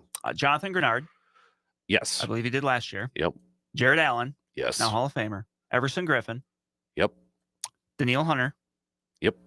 And the last one I had on here is Andrew Van Ginkel. Yes. I thought he was pretty close last year, but I thought he got there. So okay, so there's 5. Those are the 5 I was pretty sure about. Yep. Now I've got 5 others here that for one reason or another I was unsure about. Okay. First one I'm going to go with is Kevin Williams. Ding, ding, ding. He did it twice. With being a D tackle, I was kind of wondering. Yep. Oh, can you go? Kevin, he was the top one of the second group I wasn't sure about. There's one, if you get it, I might. You might, because okay, I don't want to tip it anyway. All right. Of these 4, Brian Robinson. No. Okay, I didn't think he got there. He was always like consistently like 8, 9. So did Zadarius Smith get there in his 1 year? Yep. Okay. Ding, ding, ding. Yep. Okay. All right. So that's 7. There's one more. One more. Ray Edwards. No. Damn. He had the 09. He had the one really good year, and then he got paid a bunch of money and didn't do anything else. So, all right. So 7 of 8. Lance Johnstone. Bingo. Yeah, there you go. So early to mid. That was the one I wasn't sure if you were going to. So. He was one. I didn't have him down here, but I'm like, it's like early to mid-ish 2000s. He they didn't have much for a pass rush, and he was kind of like and it wasn't very good, but he was still the guy. So okay, all right. I feel pretty good then. That's all. Yeah, you did a really good job. So I had 2 wrong. No, but because the other one I had on my list, but I told this to you off air. I thought like John Randall, but I'm like, but he left. I think it was after 2000. So it's like I don't think he got to 10 in 2000. Again, with defensive tackles, it's always a little bit more spotty. Yeah, you can be a great defensive tackle as a pass rusher and get 8, 9 sacks. Right. So. All right, I feel pretty good about that. Survey, if you still listen, are you up for doing this every Friday? Yeah. Coming up with the trivia? So I even had somebody come up to me the other day, said, I want to tell you, I appreciated the Kyler Fackrell mention from a couple weeks ago. And that was Surveyor's trivia question. So it's like, oh, yeah, we got to keep this a thing now. So, that might be, I think we're on to something there, Surveyor, if you're up for it. Mark, our good buddy Mark, says, Cream of the Crop, your segment every week with Dr. Crow, always interesting and informative. Congrats to him on his Hall of Fame induction. P.S. Tomorrow is going to be a great day to be a Blue Gold and a Brewers fan. Let's go. So I agree. Should be a good one. It's going to be a hot one tomorrow too. Holy moly. Yeah, it's going to be warm. So if you are wherever you're doing, make sure you're staying plenty hydrated. Do you think there's going to be a little strategy involved with the Brewers, whether the roof will be open or the panels or anything like that? I mean, is it going to be that sort of thing? It might be. There might be some subterfuge. Yeah. So I mentioned this piece too in the first hour, Adam McCulvey. I always enjoy articles like this where you get feedback from others in the industry about your teams that you follow in that. Yep. And I don't know if you had a chance to look at his latest one, but it's like, here's what rival execs think of the Brewers and such. Did you get a chance to? I did not see that. Okay. So, I mean, there's like good questions. What do you like best about the 2025 Brewers? What worries you the most about them? What matchups are you looking for with the Cubs? How would you use Jacob Mizorowski? How much time does your group discuss, quote, how do the Brewers keep doing this year after year? And I love the one special assistant said, the thing I talk about with my boss is like, this is just good old-fashioned baseball. Why can't we do this? So, but I always like those reading it's that always stuff. Fun to get the perspective of people in the game. Right. Yep. So we don't know the roster yet. We don't know the Brewers roster yet. And in fact, the Cubs could change their roster a little bit too. Yeah, because you it's can a change it every series. Yep. So It sounds like Mizrahi. I would assume Mizrahi is going to be on it. But how do you utilize Jacob Mizrahi? I mean, at this point, I'm a little leery of having him in a high leverage spot. I'll be honest. Like, because we got he's to a guy see that can. He's a guy that, I mean, to me, someone like Chad Patrick, I would have higher up there. I think he's proven a little bit more. Yeah. But for me, I think he's there. But he's a guy that you can have hopefully eat some innings if you're in a spot where you're up or down. Mm-hmm. You know, by right. some. Right. A guy to eat some innings up potentially too. Because I mean, I like the fact, I know people kind of question Pat Murphy talked about it afterwards in that Red Series after he came in for Robert Gasser. Test it. Bases loaded. Let's bring in Miz, right? I mean, that's a spot where you can see it. Right. Like, you know, that's a Reds team that was playing for its playoff lives. Mm-hmm. Like, you're not going to know how someone reacts in the situation. Right. And it was one of those things where, like, you know, the first batter gets that infield dribbler that's like, basically you couldn't throw it out there any better than that. Right. And then it just kind of goes awry, but you have to know. Right. So, yeah, I'm curious to see how his role, and you look at the Miz and his season. I mean, what a whirlwind season. I just feel like he's a guy that just needs the offseason to kind of reset.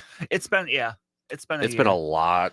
Right. You know, just the high, the all-star, and then getting like Miz versus Skeens, Miz versus Kershaw, and then it's kind of, falling down a little. I just think he just needs an offseason. Right. To kind of regroup. Hopefully he doesn't get there for a bit. But. Exactly. Yeah. So I would imagine, I mean, I think it's fair to say Woodruff is not going to be on the roster. Yeah. At one point, weren't we supposed to get an update? You would think so. I mean, I thought that's what they said soon. I mean, I think at this point, everyone's just kind of assuming, unfortunately, Brandon Woodruff's not going to be on that NLDS roster. And isn't it set up too with the off days where they can carry just the 3 starters? Yes. Because you have Saturday's game 1, then you have a day off, then you have Monday's game 2, then you have a day off, then it's Wednesday, Thursday, day off Friday, and then if necessary, game 5 would be next Saturday. Mm-hmm. So it works out to, I mean, I don't know if it's been officially announced, but I think it works out to Peralta and Priester, 1-2. Right. I think it seems like it's maybe trending towards Quintana. It sounded like his bullpen session was good. Yeah. And that's much needed. Right. If that is the way it develops.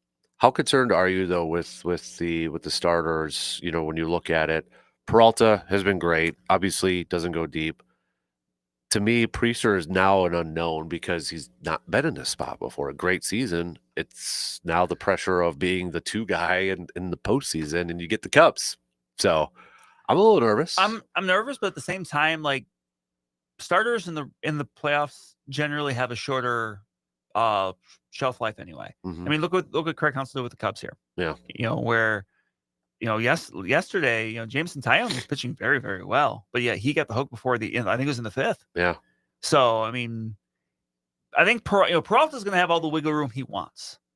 He's not the kind of guy I don't think you're going to purposely limit, especially if he's dealing. Right.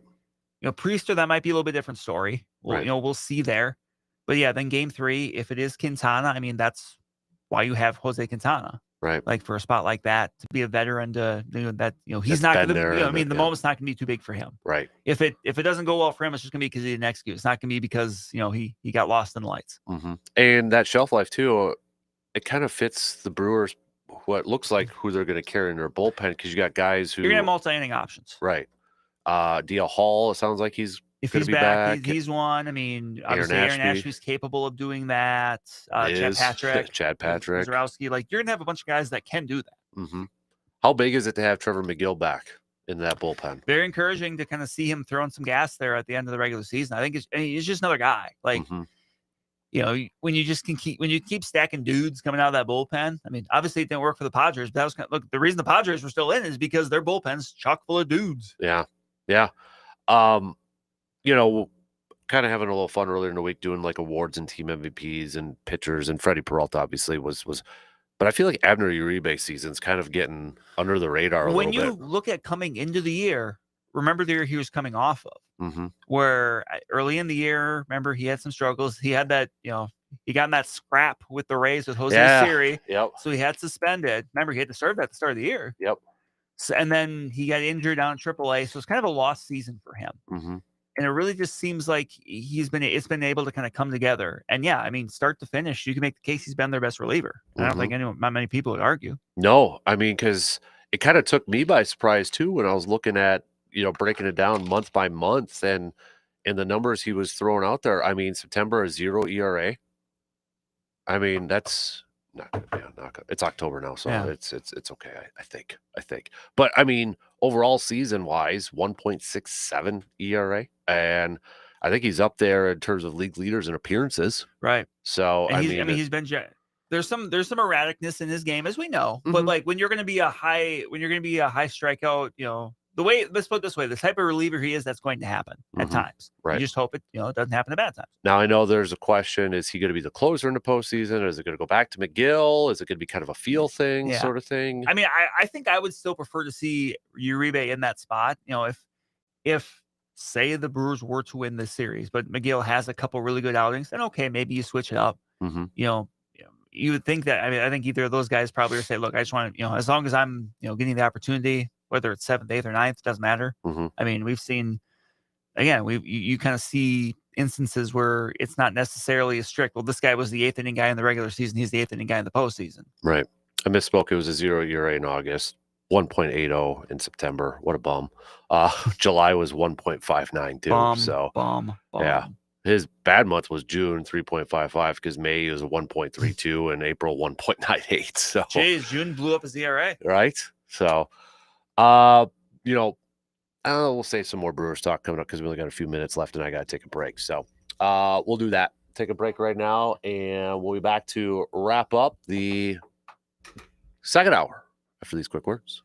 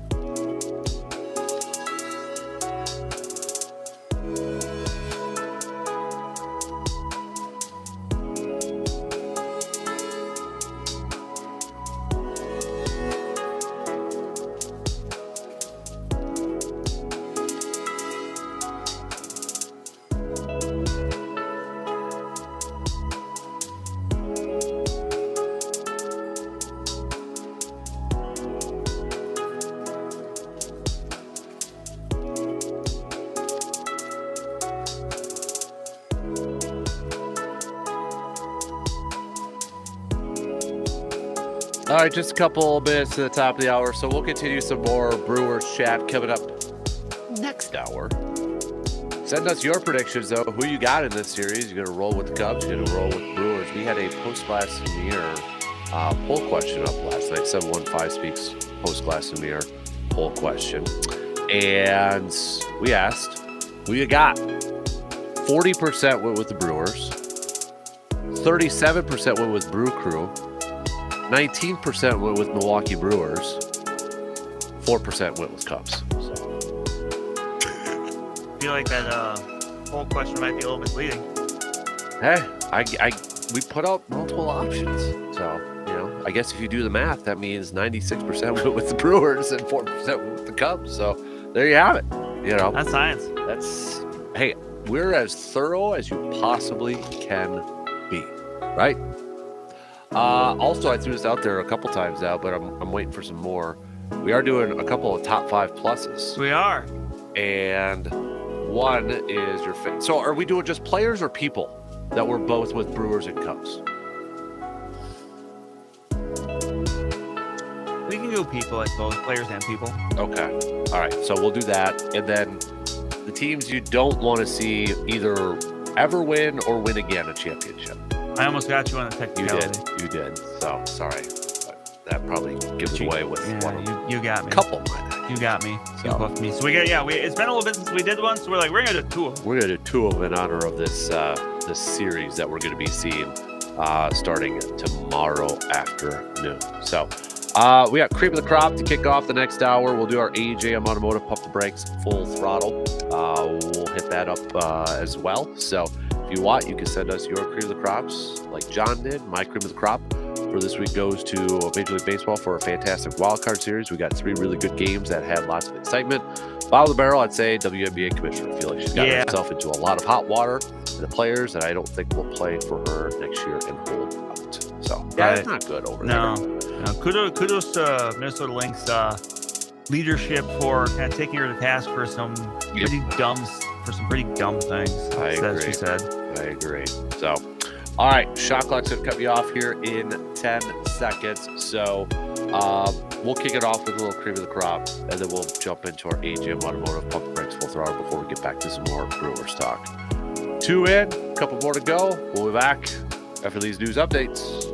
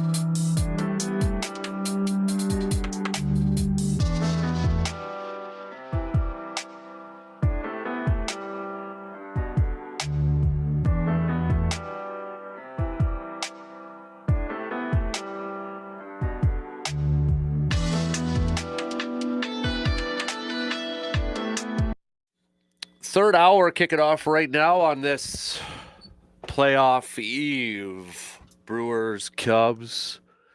Vibe check, Brewers fans. How you feeling about this series? Feeling good? Feeling confident? Every minute that goes by, getting a little bit more intense, a little bit more pumped up, a little bit more excited and such. Let us know. Give us a little bit of a vibe check out there. Give us your predictions and such. Text us on that Shoe Doctor's bullpen line, 715-830-1912, or you can hit us up on the YouTube video stream as well. Let's kick it off with a little Cream of the Crop.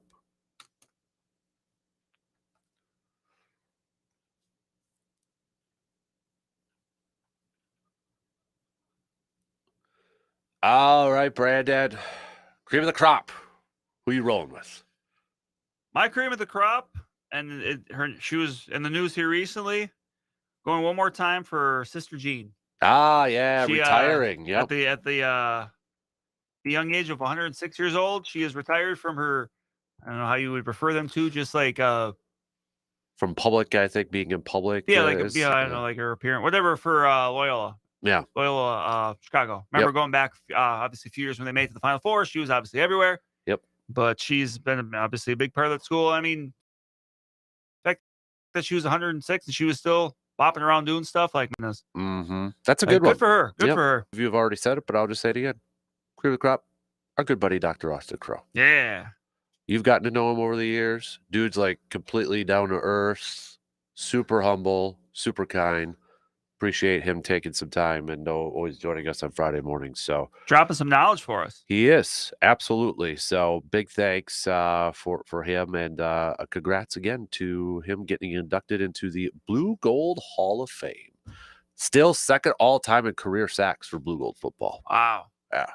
So good stuff. Surveyor Sam says, give me the Crew at 4, but Cubs will win game 1. Ooh, ratchet up the pressure there.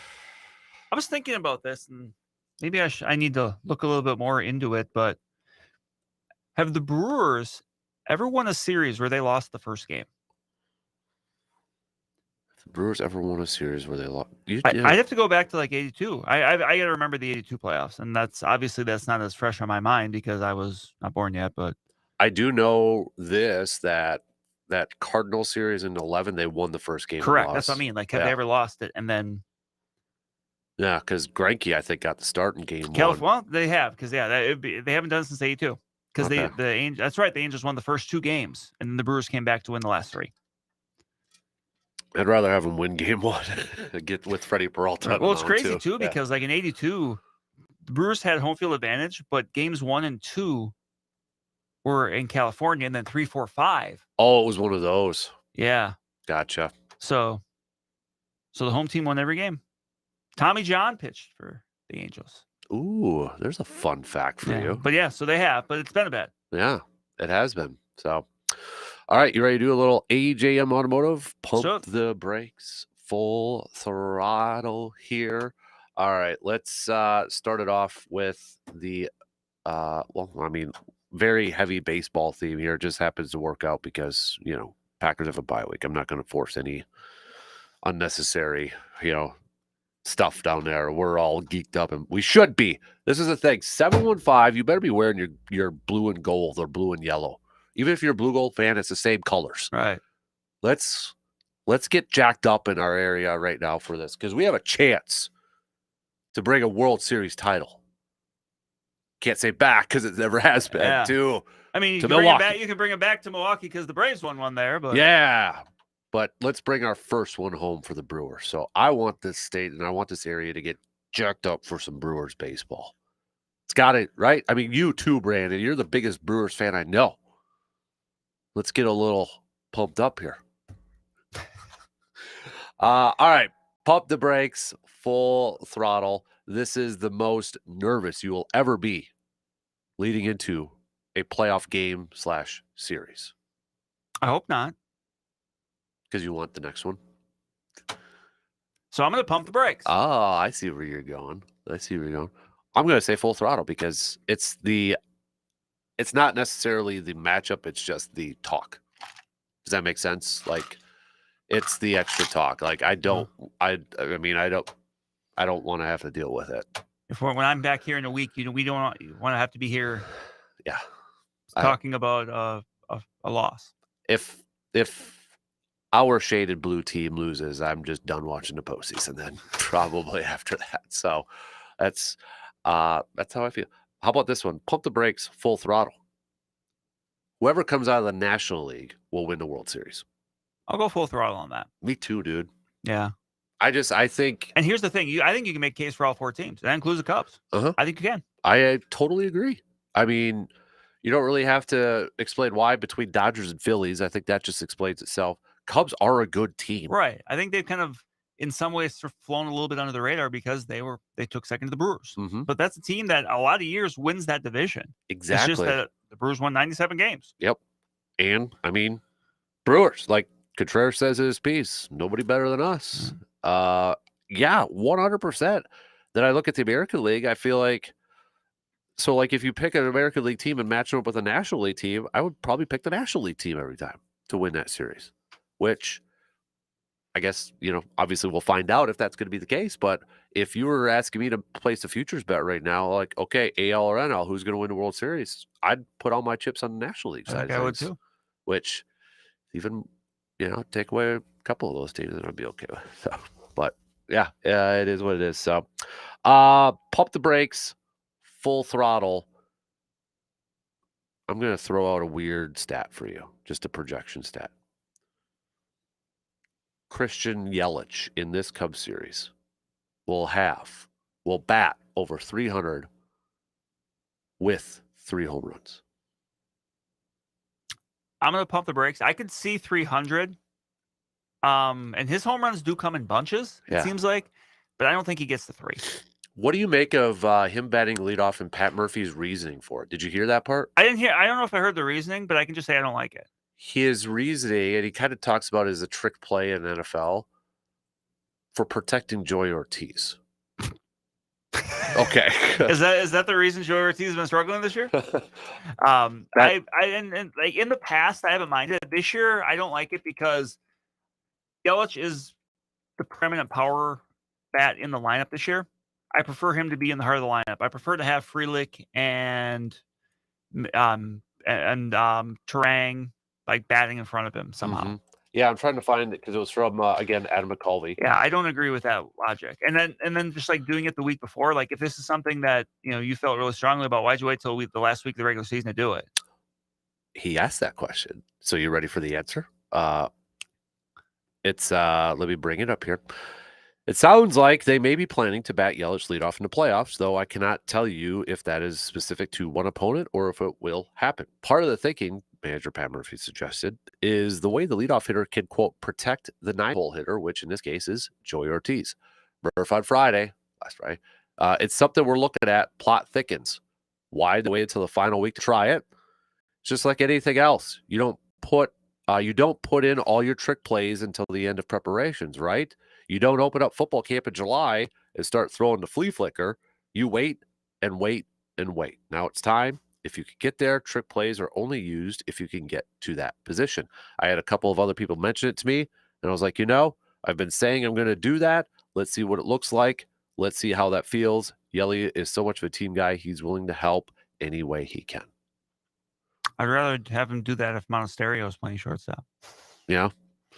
Or you divvy it up where you like, because I'm a believer. And look, as far as lineups go, like I'm not a big arguer of like, well, you need to have this person hitting second instead of third and stuff like that. Like I don't think like there's a magical order that suddenly unlocks 8 runs a game. But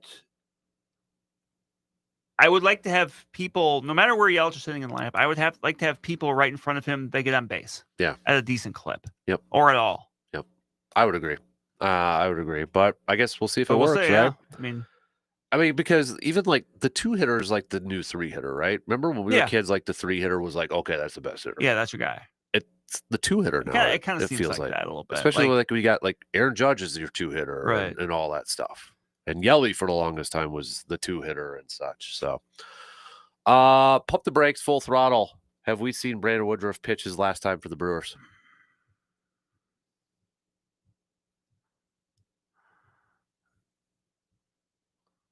I'm going to say pump the brakes because I wonder if this is any sort of injury. I mean, I guess, does he try it again? You know, Yeah. do the Brewers just run it back with a 1-year thing? You know, 1 year, hey, let's try to help you reestablish your value again, because he was trending towards probably getting some money this offseason. And I would have said that money would not have come from Milwaukee. Mm-hmm. But now I'm not sure. So I will go full throttle. Or no, pump the brakes, because you said, has he pitched last? Yeah. I'll say somehow he finds a way to do it. I'm going to agree with you with kind of the same mindset. I wonder if that money went away, and that's what opens the door back for the Brewers. I think you're going to have some teams that are maybe a little bit more leery. Yeah. And there's only one team right now that really knows what's going on with that shoulder, and that's the Brewers. Mm-hmm. So I could see another 1 year for maybe $10 million or a few million again to bring him in. So I would have said before injury, we're not going to see him next year.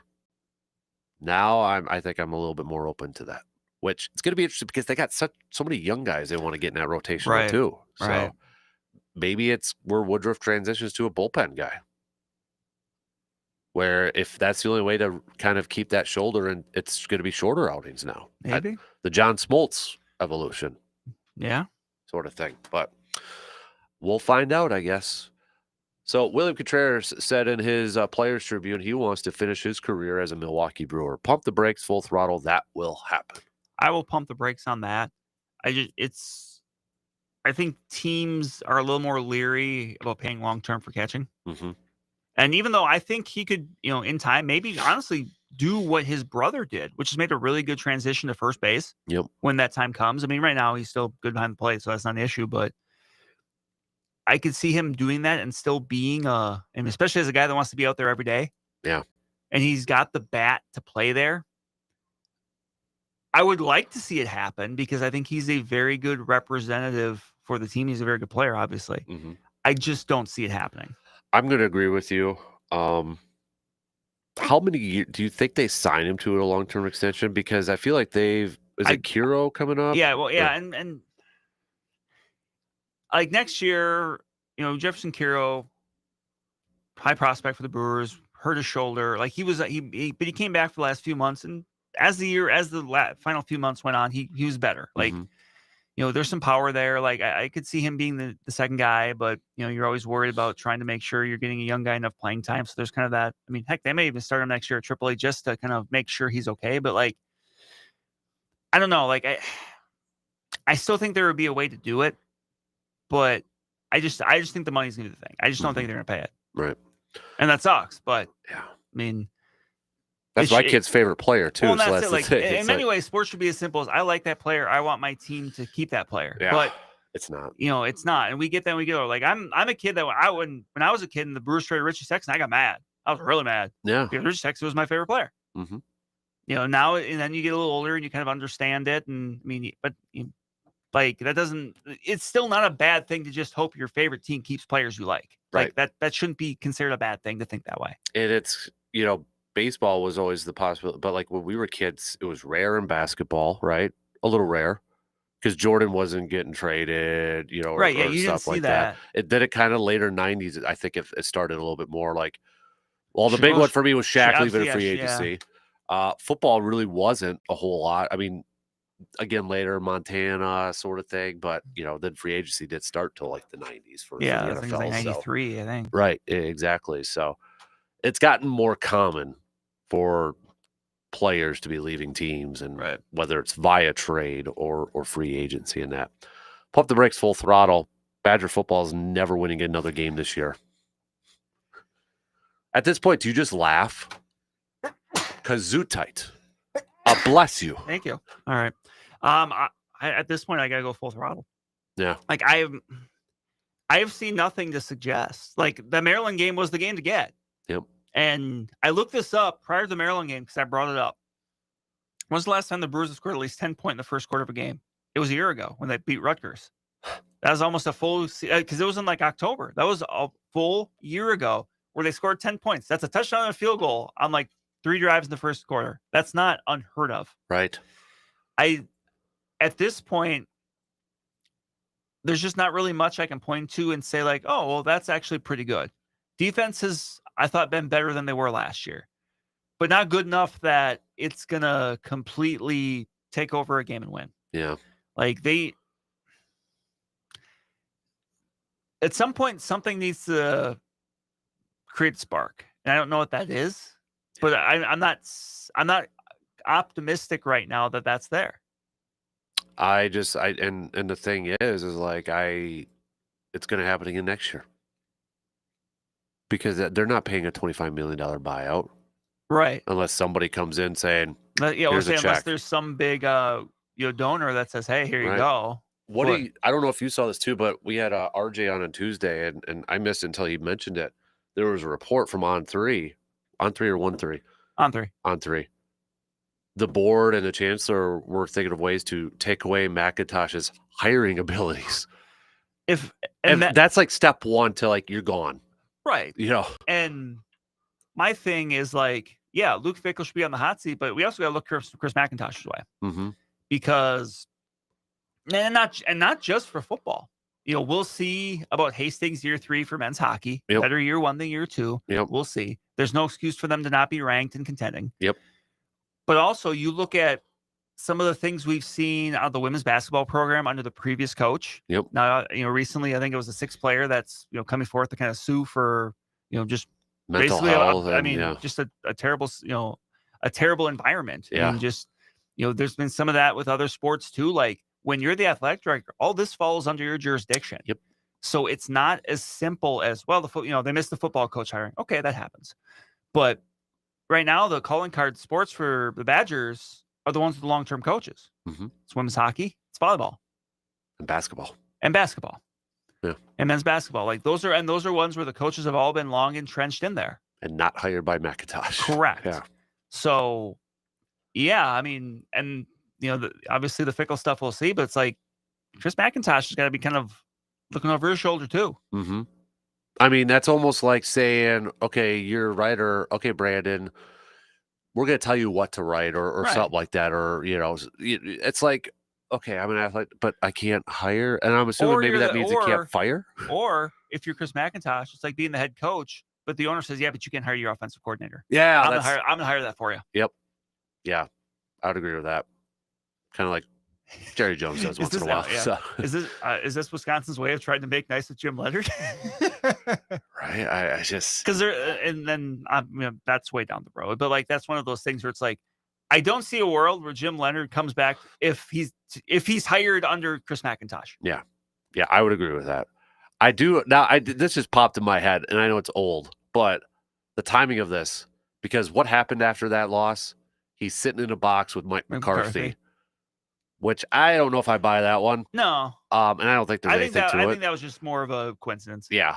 But then, people feel like, okay, could it work? I don't think it would work. I just find it funny. Then the report came out after like, no, you're not going to hire Mike McCarthy for right, that. Yeah. No, so. I like Mike. I think, and at this point, I think Mike just deserves to kind of retire. If he's still got that coaching lab or whatever he had built at his house. Yeah, he's back in Wisconsin living. Back in the lab. Yeah. Like, you know what? Just be a Wisconsin dude.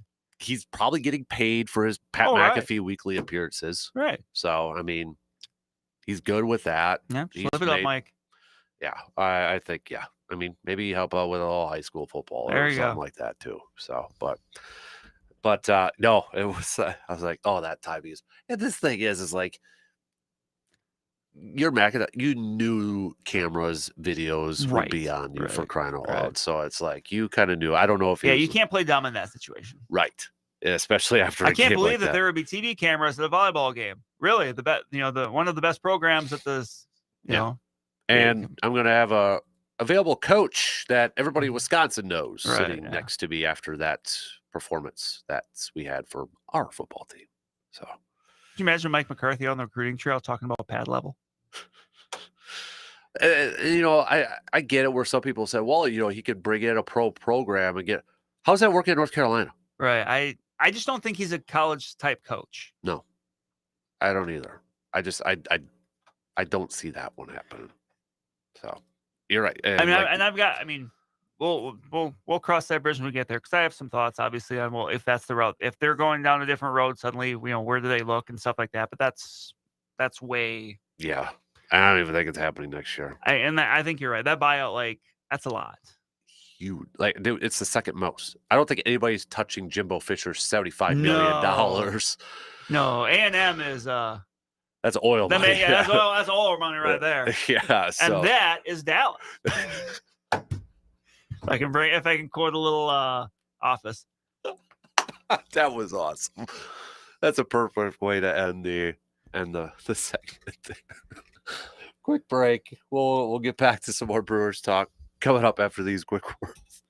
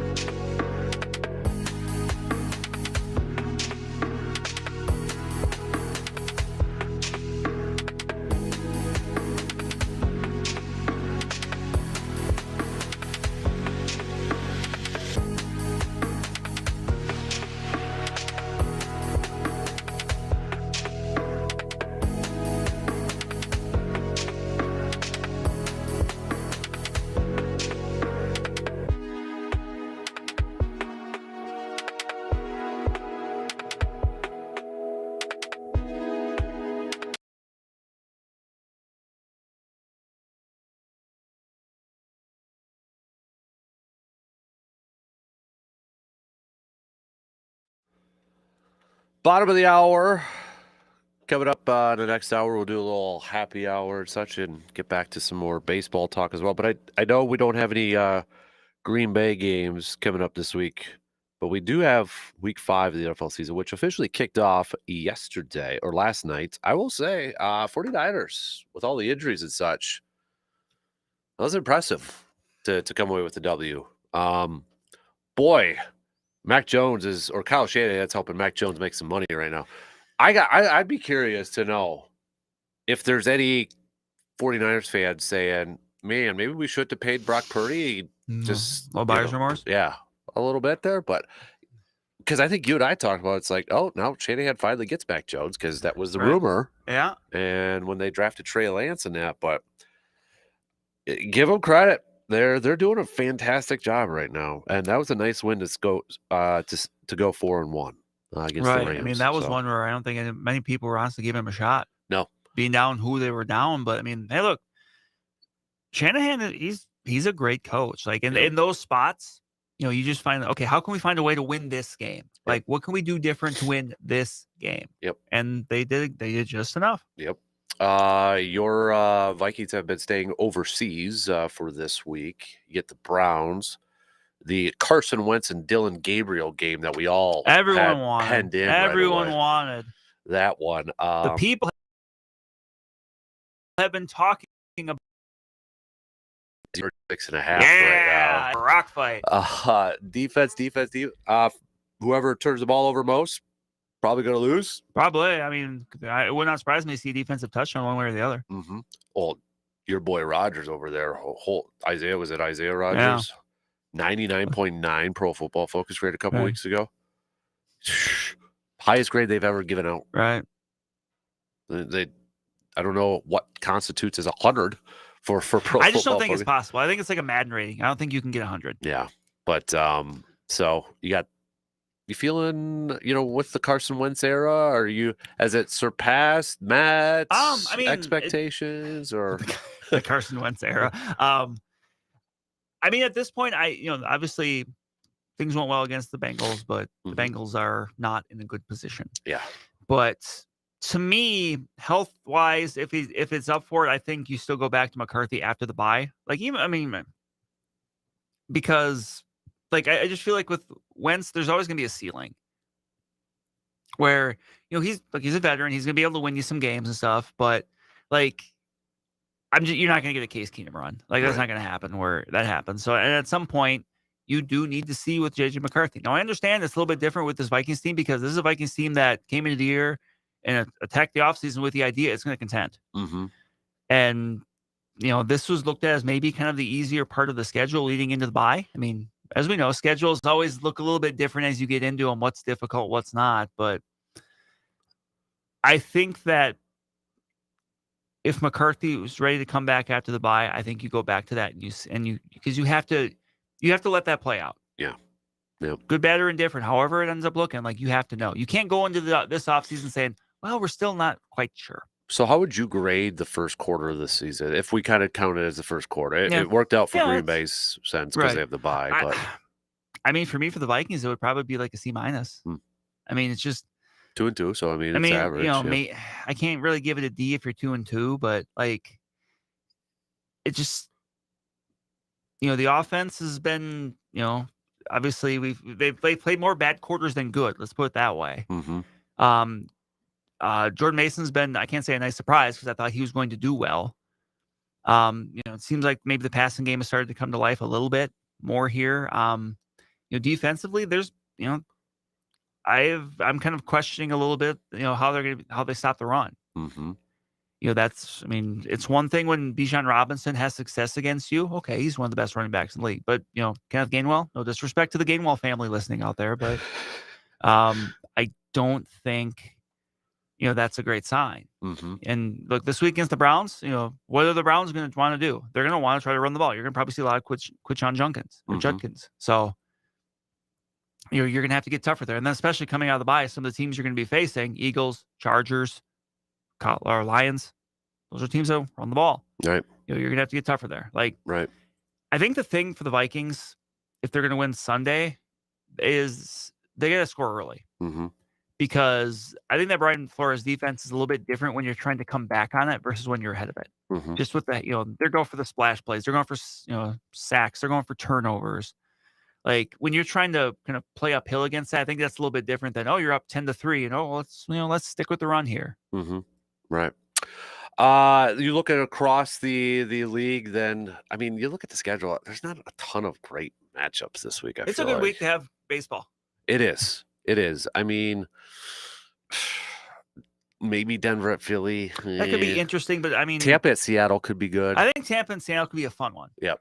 I mean, Kansas City at Jacksonville. Jacksonville, hey, you called Jacksonville so far. I mean, 3-1. So Washington at the Chargers might be kind of decent They too. could be. So, but yeah, I agree with you. It's a good week to have some baseball. Patriots, Bills on Sunday night's interesting, I think, a little bit. Yeah. I think they're kind of fly. I think Patriots a little bit, even in their losses, it's been better this year than compared to the other years, right? And that's a compliment. I mean that in a compliment or a complimentary way. So, college football wise, obviously, the big one with Wisconsin and Michigan that everybody's going to be paying attention to here. Sure. But I mean, you've got a couple of really good matchups coming up. Miami and Florida State. That should be a good one. I know Florida State's coming off of a bad loss though, so who Yeah, knows?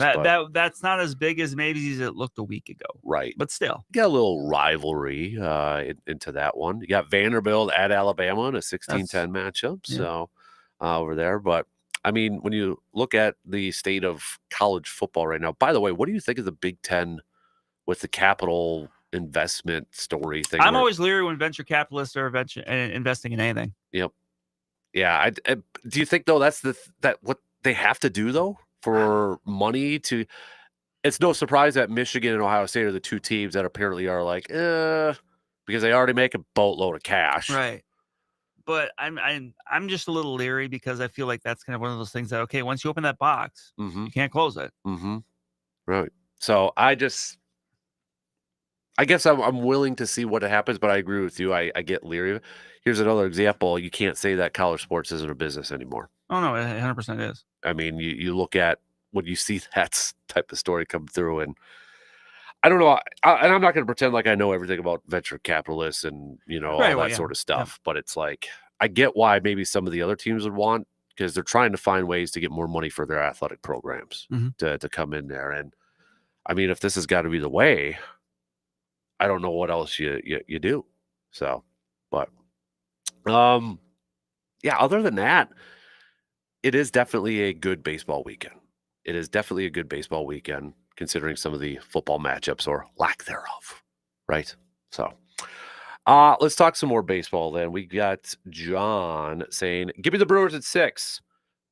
Also, he never wants to see the Vikings win a championship. Sorry, Brandon, just because it's fun to see them not win. So. The Brewers cannot win in 6. It's a best of 5. Good catch. So, yeah, hey, take that, John, if you take a little knock at the Vikings there. Yeah. Oh, you could call them all. Call them all. But, yeah, that's right. It's 5, and then it goes to 7 after the next series, 7 games. Yes, once correct. they get there. So, yep. Can't use the Bucks in 6 for this one. No. Can't use that. Which, by the way, Bucks preseason games start next week, believe it or not. Yeah. Hockey games actually start, real ones. Despite what Ben McDonald of ESPN thinks. Yeah, but always fun when you have an announcer on the network where you have a sport and they say, "Yeah, I won't be watching that." Yeah, you just don't have to say it. Yeah, So, speaking of which, though, because October is, I think, one of the best sports. Do you prefer October or Maple? March and April. I would probably still say October. As much as we love the NFL draft, there's just more. I might go a little October. I think I'm going October. I know I keep switching it, but I might go a little October. You got a little bit of everything, and it's actual games, right? It's actual games. So, what are you watching over there? Nothing. What are you doing over there? Nothing. All right. Tell you what, let's take a quick break. And then let's get into some more baseball. Looking at the other teams here too in these matchups and such, with divisional series starting right away tomorrow. Wild card wrapped up yesterday. No rest for the weary though. We're going to start right back up tomorrow with the first game is going to be Brewers Cubs to kick it off too. So not the Dodgers or Phillies, since that would have been the first one. Let's start off with Dodgers Cubs. That might actually help the Brewers though, right? Who knows? Rest day? Who knows? We'll be back.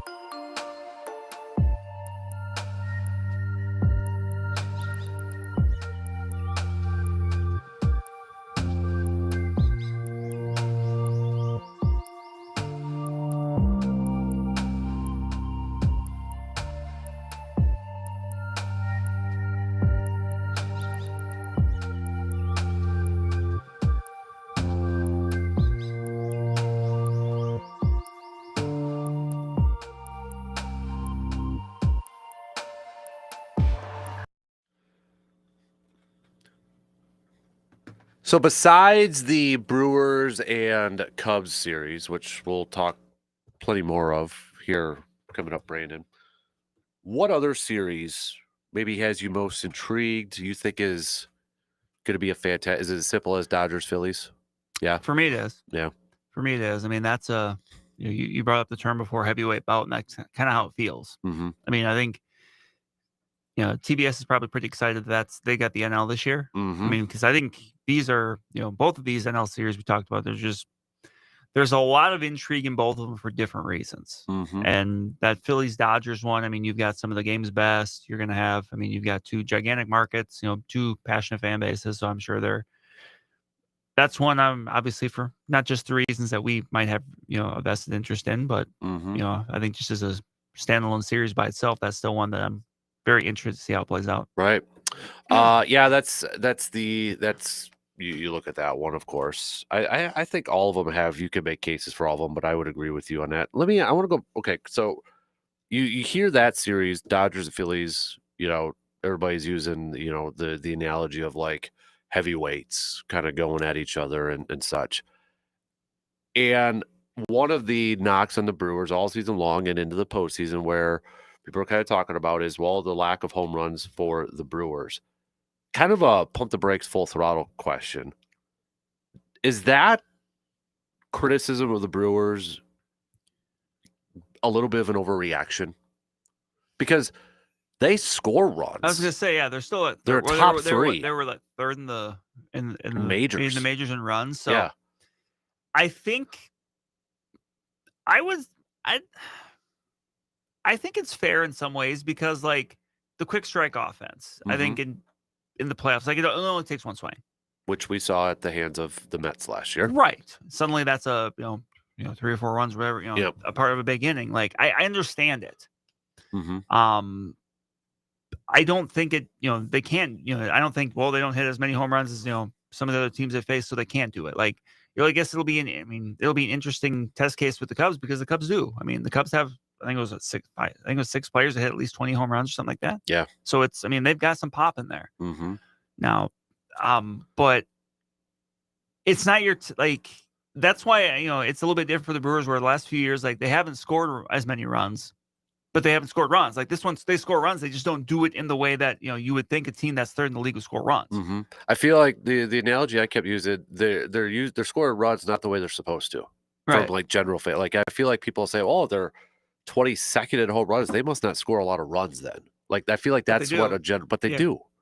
And you mentioned that too with the home runs with the Cubs and that, but then you got a Brewers pitching staff overall, one of the best in not allowing home runs this year too. So you look at this matchup and such, and if the Brewers do move on and they face the Dodgers or the Phillies or such, it's going to be a very interesting example or a very, it's kind of like an interesting very test. Yes. Yeah. I would agree with that. So I get it. I agree with you. I get it.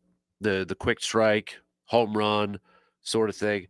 But I also feel like it is getting a little bit overblown because I feel like just a lot of people just run with the narrative, well, Brewers can't score any runs. Like it's not that Brewers offense when they lost to the Braves and they literally couldn't score any runs. Yeah, like outside of Rowdy Celeste hitting 2 home runs, they did, 2 things. That was jack and squat. Right. Or it was Craig Counsell's final year where it felt like 1-0, 2-0 trying to push was the Jesse Winker button when he was literally not in the majors for the last few months. Right. It's like this one I feel way better about their chances to put up runs, but it might not be as sexy. It might not be by the power ball and such. But I guess, for everybody who says that this style can't work, this is the ultimate litmus test. Yeah, I mean, we could be talking a week from now and say, hey, you know what? There was something to that. Or we could be talking a week from now and say, hey, you know what? We'll get more of a chance to see. The question will be, and not to be glass half empty in this whole thing, will be as if the Brewers don't win. The question will be is like, do they change that mindset then?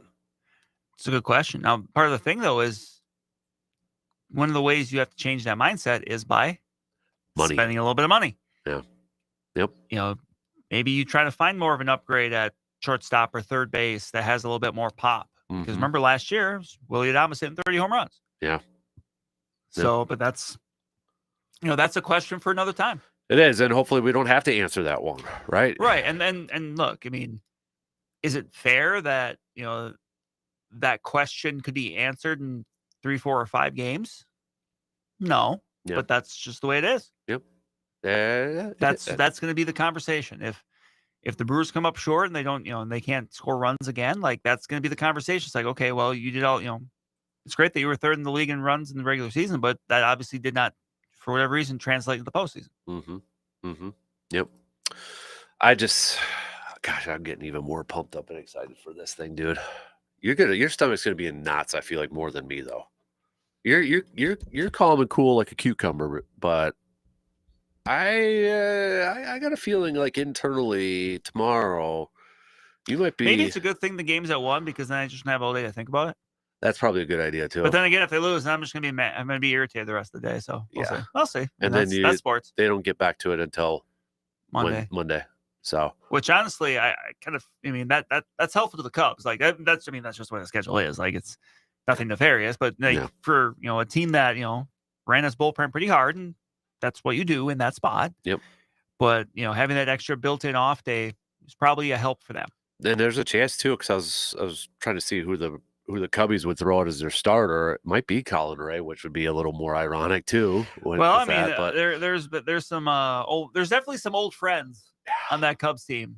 Colin Ray, Aaron Savali. I mean, heck, their third base coach. Yeah, Quinn Berg was the first base, and he is very good at it. I don't think it's a coincidence that this year the Brewers have kind of taken a little bit of a step back when it comes to the efficiency of stealing bases. Remember last year, like they almost never got thrown out. Yeah. I think part of that was Quinn Berg. Mm-hmm. I think he's very good at that. Mm-hmm. And now he's the third base coach with the Cubs. Like they can steal bases too. So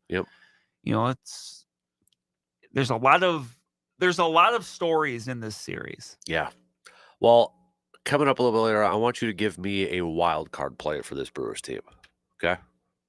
Give you think about that for a little bit. We got to take our final break before we get to the happy hour. So a few words and we'll be back after these messages.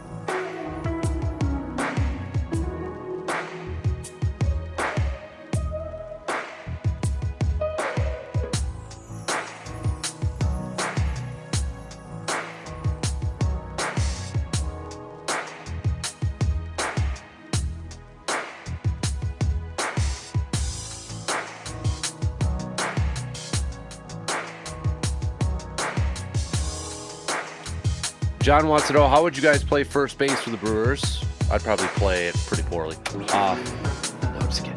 Dad joke. Would you have Andrew Vaughn make the starts, or would you have Andrew Vaughn make one start and then the next one is Rhys Hoskins, or do you have Hoskins DH? I think it's Vaughn. I think it's Vaughn. I know some people brought this up. I like the idea of carrying both Hoskins and Bowers and I've had, look, I've been critical of Jake Bowers, but at this point he's providing value, so I can't argue against that.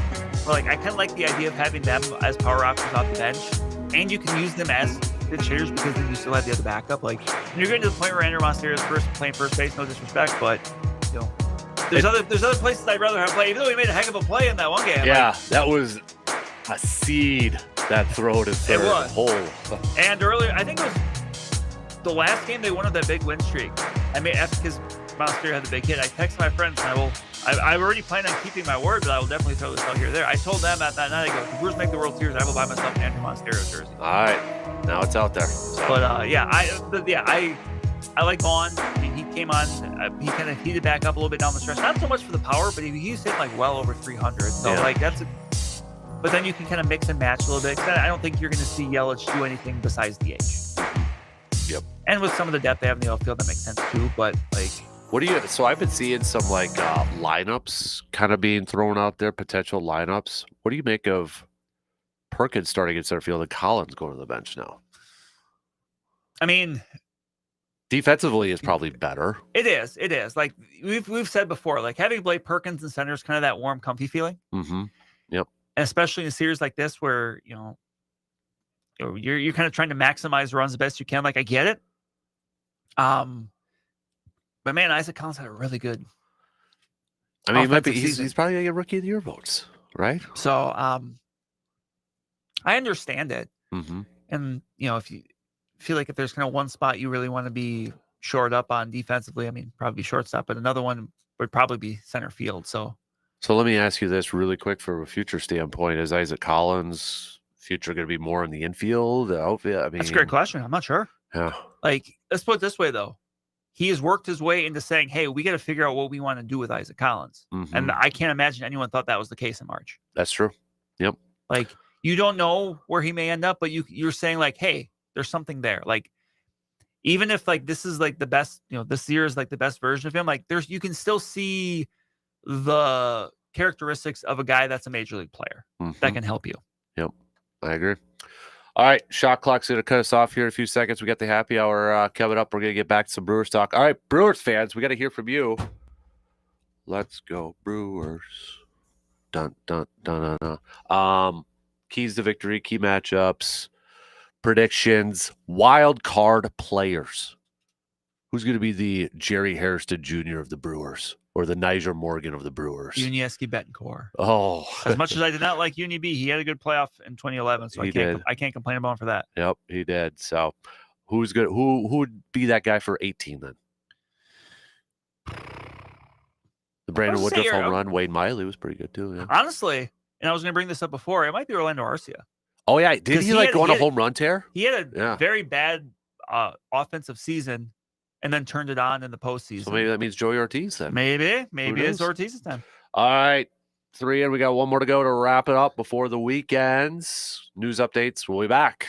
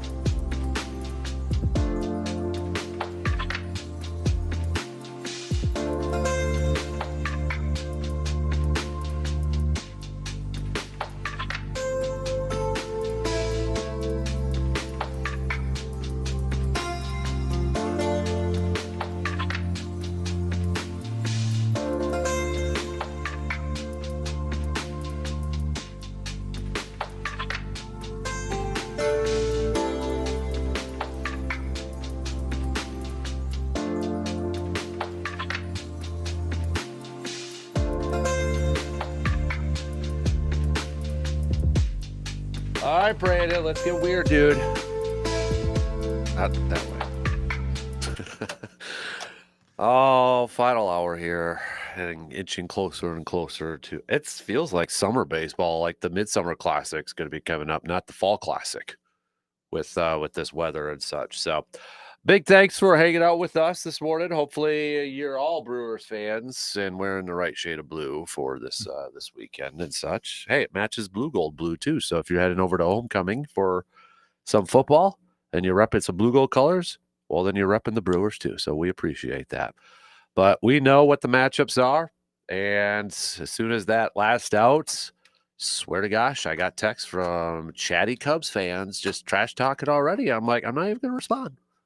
I responded with a picture just now. And that's all that needs to be said. So You showed them they were number one. yeah.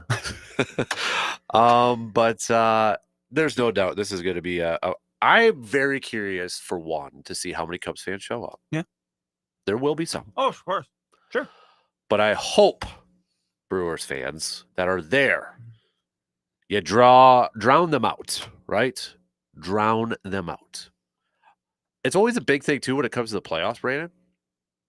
And I think people kind of get curious who's going to throw out the first pitch? Right. You know, like, last year, when the game 3 last year of the wild card round was Rob Young. Yeah, and Euchre's done it before, and obviously, this year with that. So that's always kind of a big thing, like who throws out those ceremonial first pitches when it comes to playoff baseball. Yeah. So, and obviously, I haven't seen it announced. I haven't seen anywhere anything yet yet either. So, I wouldn't be surprised if there's going to be a Euchre theme to one of them. Maybe his son again, or family members, or anything like that. But definitely going to be very. I mean, you talk about the Euchre emotion. You talk about it's Cubs, Council, Brewers' best record in all of Major League Baseball, 1 seed. I mean, this, that, all over there's just the a lot. place. There's just a lot on, kind of going into it right now. Is there any concern from you on the Brewer side of things that, there is quite a few guys, though, that are a little inexperienced? You got a nice mixture. You got Yelich, Freddie that have been there, right? They've played Terang and Sal and Contreras. Obviously, you've got a little bit. Contreras has a ring, for crying out loud. But the Caleb Durbins, Jackson got a taste last year. The Quinn Priesters, the Chad Patricks, if Miz gets in there.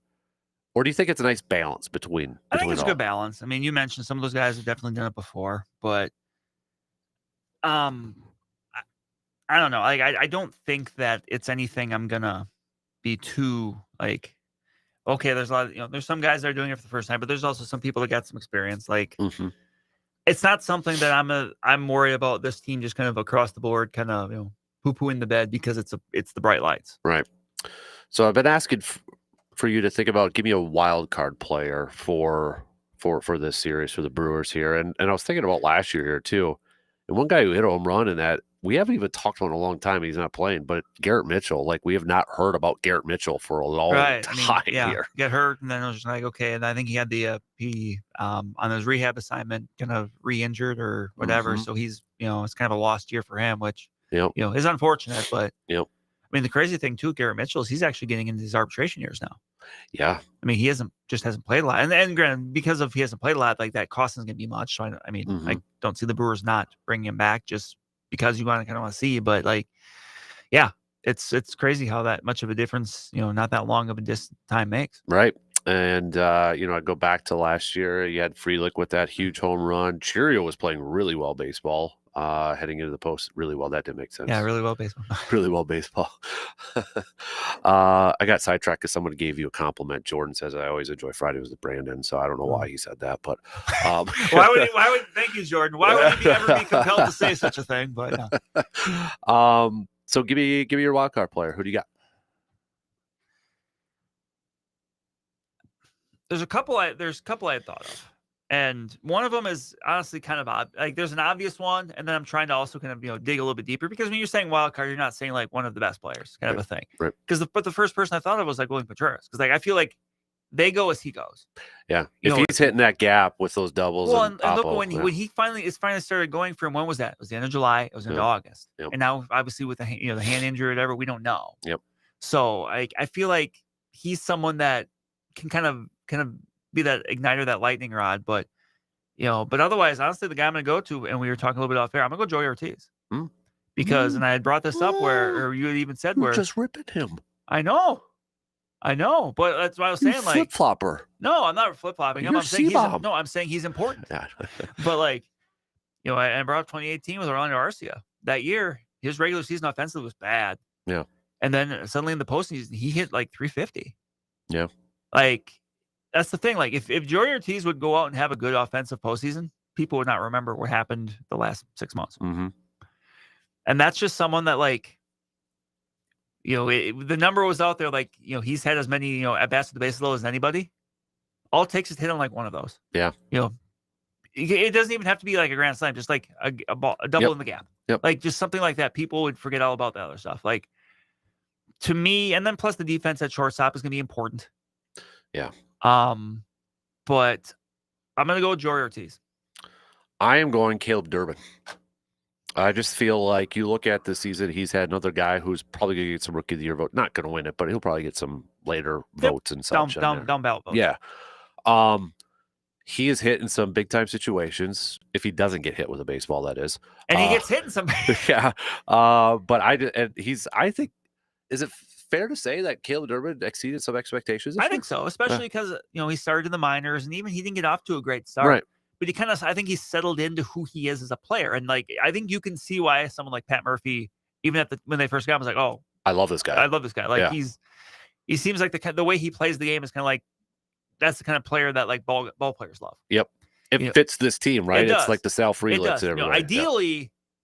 I don't think you would have him play third base, even though the defense is better there, just because that's more of a power position. Yep. But he's being productive at this point. If you're getting production out of a spot, you're not going to really complain. But no, I think that's a good one too, because he's someone that he's had some big hits. Yep. The defense at third obviously is going to be key, but bottom of the lineup probably. Yeah, like in someone there that too, so. Look, he's someone where if he's sitting seventh or eighth, he could be on like second base with 2 outs with Yelich up. Right. Yeah.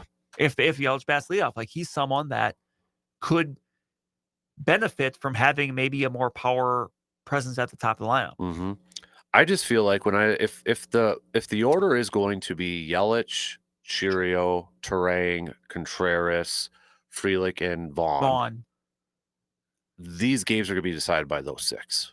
Yeah, they are going to need to hold their own. If not, find a guy or two that just has a series. Like, and honestly, the other guy like I talked about mentioning was Jackson Cheerio, or like I thought about him too. But he was another one where it's kind of obvious. But it's like, man, like you talked about last year in the postseason, like how good he was. Like, and he struggled in September, but I kind of liked what I saw in that last series with the Reds. Yeah. Where there were some long at bats, like he's starting to go the opposite field maybe a little bit. Like, but now there's a week off, so like we don't don't know. Like, right. But like he was another one where it's like, man, if he's going, it just seems like everything. It was kind of like he's the sun, and like there's so many things around him that are just orbiting. Like if he's hitting doubles, if he's hitting triples, like then suddenly, it's maybe a little bit easier for Trang. It's a little bit easier for Frelick. You mentioned Terang. I'm kind of curious what version of Terang are we going to get? We could get the August power version, or we going to get high average September version of Terang that we've, which would we get? Obviously, I think if they're batting him at third, they're hoping it's going to be the power Terang that we saw in August. And also, given however long the series goes, there's a pretty good chance that you're going to see at least two. I mean, probably for sure, at least two lefty starters with Matthew Boyd, who probably could start game 2, I would think. I mean, he didn't throw very much in game 1 of the NL of the wild card, so it's possible, but I think they might just wait and have him go game 2 on Monday and then show the Imanaga. And those are two lefties, like, to me, given how good like Andrew Vaughn's hit against lefties, like that's where it's going to be a test for this team, which has hit lefties a lot better. I mean, anyone that's listened to this program for years knows I have talked ad nauseum over the years about the Brewers' inability to hit lefties. That hasn't as much been the case this year. Like for a guy like an Andrew Vaughn to be able to do that, or is that an opportunity where someone else gets it? I'm trying to think of maybe like maybe an Isaac Collins bops into the game, something like that. Like I'm kind of curious with that too, because if it was the Padres, that wouldn't be the case because the Padres really didn't have much in the way of lefty starters that they would have been throwing out there. So that's kind of one of the subtle differences in this series between the two teams. Right. I was looking the other day too, just because obviously these two teams are incredibly familiar with each other and such, and especially Freddie Peralta and that. But you look at Freddie Peralta's 3-1 this year against the Cubbies. So I mean, he's had success against the Cubs this year. So even though they know him really well, it's like I just feel like, can he get through that one inning? And that's it. Like Freddie, like we know at this point, we all know kind of the pluses and the minuses for Freddie. Yep. Generally he's not someone that gets hit. Like he's not getting pounded. He's not going with 3 innings, giving up 7 earned runs generally. Right. But the thing is, yeah, there you go. But the thing with him is like, can you avoid that 30 pitch inning where suddenly he's out after 5 versus maybe going 6? Yep. That's a big difference between going 5 innings and going 6 innings. So can he? And look, he's pitched in as many postseason games as anyone on this roster. Like he understands that situation. Like at this point, he's that guy you want going game 1. Like that's one of the many reasons you like having that time off to kind of reset your rotation is you can put Freddie Peralta at the front, making sure he's getting, if it comes to that, 2 starts. I was just I don't know if this is going to be at the forefront too, but I was thinking about this. Dude has a chance to even make more money, I think, too. Yeah. Oh, yeah. If he has a big postseason here and this team makes a run, it's one of those things where, he's still got, I think it's the $8 million option next year, and he's a free agent after that. But then suddenly he's already going to be on radars for teams. But then teams are going to be kind of looking ahead like, okay, Freddie Peralta, then if it's one of the, he's going to make himself good money. He can make himself a lot of money. And you know what? If he has a fantastic postseason, balls out and prices himself out of Milwaukee, you know what? I'm fine with that. Yep. He definitely has earned that. Absolutely. I mean, took the security for him right away, but the team friendly contract. And you're kind of like that was, and it's always a risk to do that because I think even with like Freddie Peralta versus Aaron Ashby, you're seeing the difference. Yep. Where look, Aaron Ashby, I think he settled in well as a reliever, but it's been a process to get him to this point where you feel like he's a pretty dependable reliever. Right. Versus Freddie Peralta, who they gave money to early, and he is, he kind of started out more of that short burst role, but then he's become, the ace for this team. Yep. So give me some keys to victory for the Brewers going up against the Cubs. The number one, and this is when I was thinking about as kind of watching the Cubs game yesterday, is to me, I think it is very important for the lefties in the bullpen, be it Koenig, Ashby, if Dale Hall's in there, Rob Zastryzny, if he's in there. How well do they fare against the Cubs lefties? Because the Cubs lefties, Michael Busch had the big home run yesterday. Yeah. He hit over 30. Kyle Tucker, who was looking pretty good here since he came back from the injured list last week, and Pete Crow Armstrong, who has struggled in the second half, but still big power there. Like there's thunder in that bat. Yeah. Like if the Brewers can find a way to limit the lefties in the Cubs lineup, that will go a long way, I think, towards them potentially winning the series. You can't let those guys take over. Mm-hmm. It's going to Seiya Suzuki has hit very well down the stretch too here. But he's a righty. Mm-hmm. So like to me, like I want to see how do those lefty matchups, because you know that you're going to get probably a couple of those every game. Mm-hmm. How important is it for the Brewers to play from ahead? I think for either team it is, just because of how they wanted to play their bullpen. Yeah. But I mean, I just think always that's going to be the case. So, mm-hmm. I feel like, like if the Brewers could get to that pen with a lead, I think I'm feeling good. Right. And I just think, and I'm sure the Cubs feel the same way, but I just feel like, especially in game one for the Brewers, like they've been sitting around, you kind of, you've got the Cubs coming in, and then suddenly if the Cubs get a couple in the first or the second, like, you don't want kind of the stomach to be turning right away if you can help it. Like, that's kind of what I'm a little bit nervous about too. It's like, okay, it's call it the rust thing if you want, or whatever. Rust. Yeah. That's always going to be the thing in the playoffs, NFL, if you're the 1 seed, rust first rust. Yep. I feel like if the Brewers can get through that lineup against the Cubs and maybe even get a run or a couple of themselves and just settle in right away, that's going to be a big bonus for them. And for me too, like the number one thing I'm always going to worry about the Brewers in the postseason until they give me a reason not to is scoring. Yeah. And I brought this number up before, but I'll bring it up here again because obviously it's very relevant. 12 of the last 13 postseason games for the Brewers, they've scored 4 runs or fewer. Now, we haven't seen a ton of games in the postseason where teams are scoring, 8, 9, 10 runs, but 4 is good. 5, if the Brewers score 5 runs, I feel like they're going to probably win. Okay. Probably can say the same for the Cubs, but like there's only one time since Game 6 of the 2018 NLCS. Remember that was the game they won, I think 7-2. Yep. Where the Brewers have scored 5 runs in a playoff game, and that was Game 2 of last year's wild card round. They won 5. They scored 5. Mm-hmm. Like this team needs to score. If this team scores, I feel confident that they can beat anybody. Mm-hmm. So you're kind of saying that benches or that goals almost shoot for 5, right? And that's not easy. Cubs bullpen is good. Like they've got some stars that get I'm not saying that that's an easy thing to do, but and obviously I'm sure kind of sounds like the more runs you score, the better chance you have to win. But like when a team hasn't scored that much, that just sticks out to me. 12 of the last 13 playoff games they've played, they have not been able to score 5 runs. Mm-hmm. So okay, Key. What do you think is matchups kind of hard because it's like pitcher and even that we don't really know. Yeah, because even so, I don't think the Cubs have really announced too much of what's coming up because they don't have to. Mm-hmm.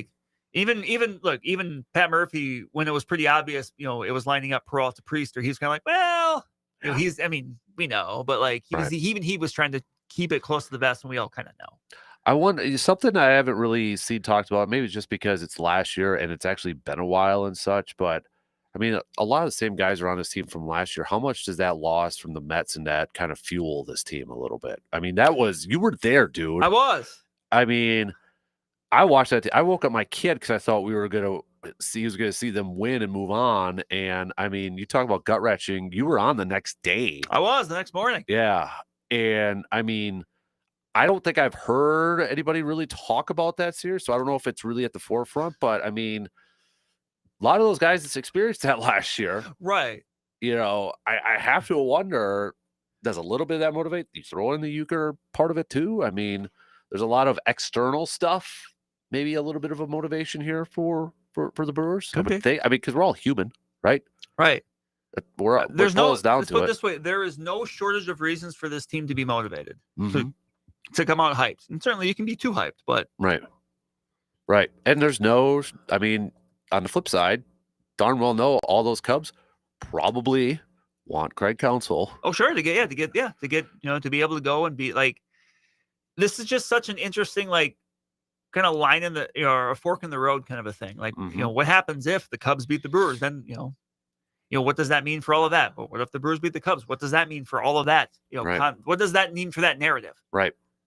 So, we're going to save our predictions, though, coming up here in just a little bit. So let's take a quick break. We'll have more Brewers talk or baseball talk.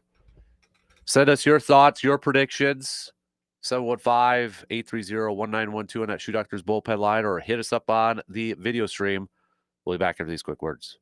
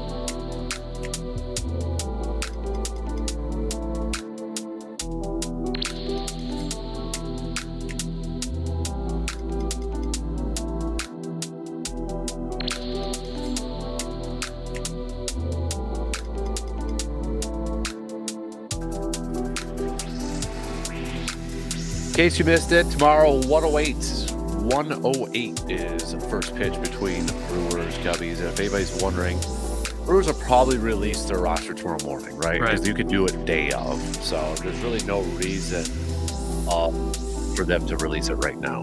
So don't get all wound up if there's nothing out there or think anything like, why haven't they released yet? It's probably going to be tomorrow morning. And the Cubs have to do another one too. So, but looking at, this series, John asks a question. I know the Cubs are expecting Peralta different game one, but what if the Brewers did go with Quinn Priester for game one and put Freddie in for game two, because game two is a pivotal game? Is that getting a little... I think I would prefer just to lead with your best. Plus, I would rather have Peralta go one and potentially then game four, maybe. Yeah. You would rather have him kind of out front, making sure he's, basically you're maximizing the opportunities where you might pitch him twice. Mm-hmm. Right. He's, for one reason or another, the series ends in four. Yep.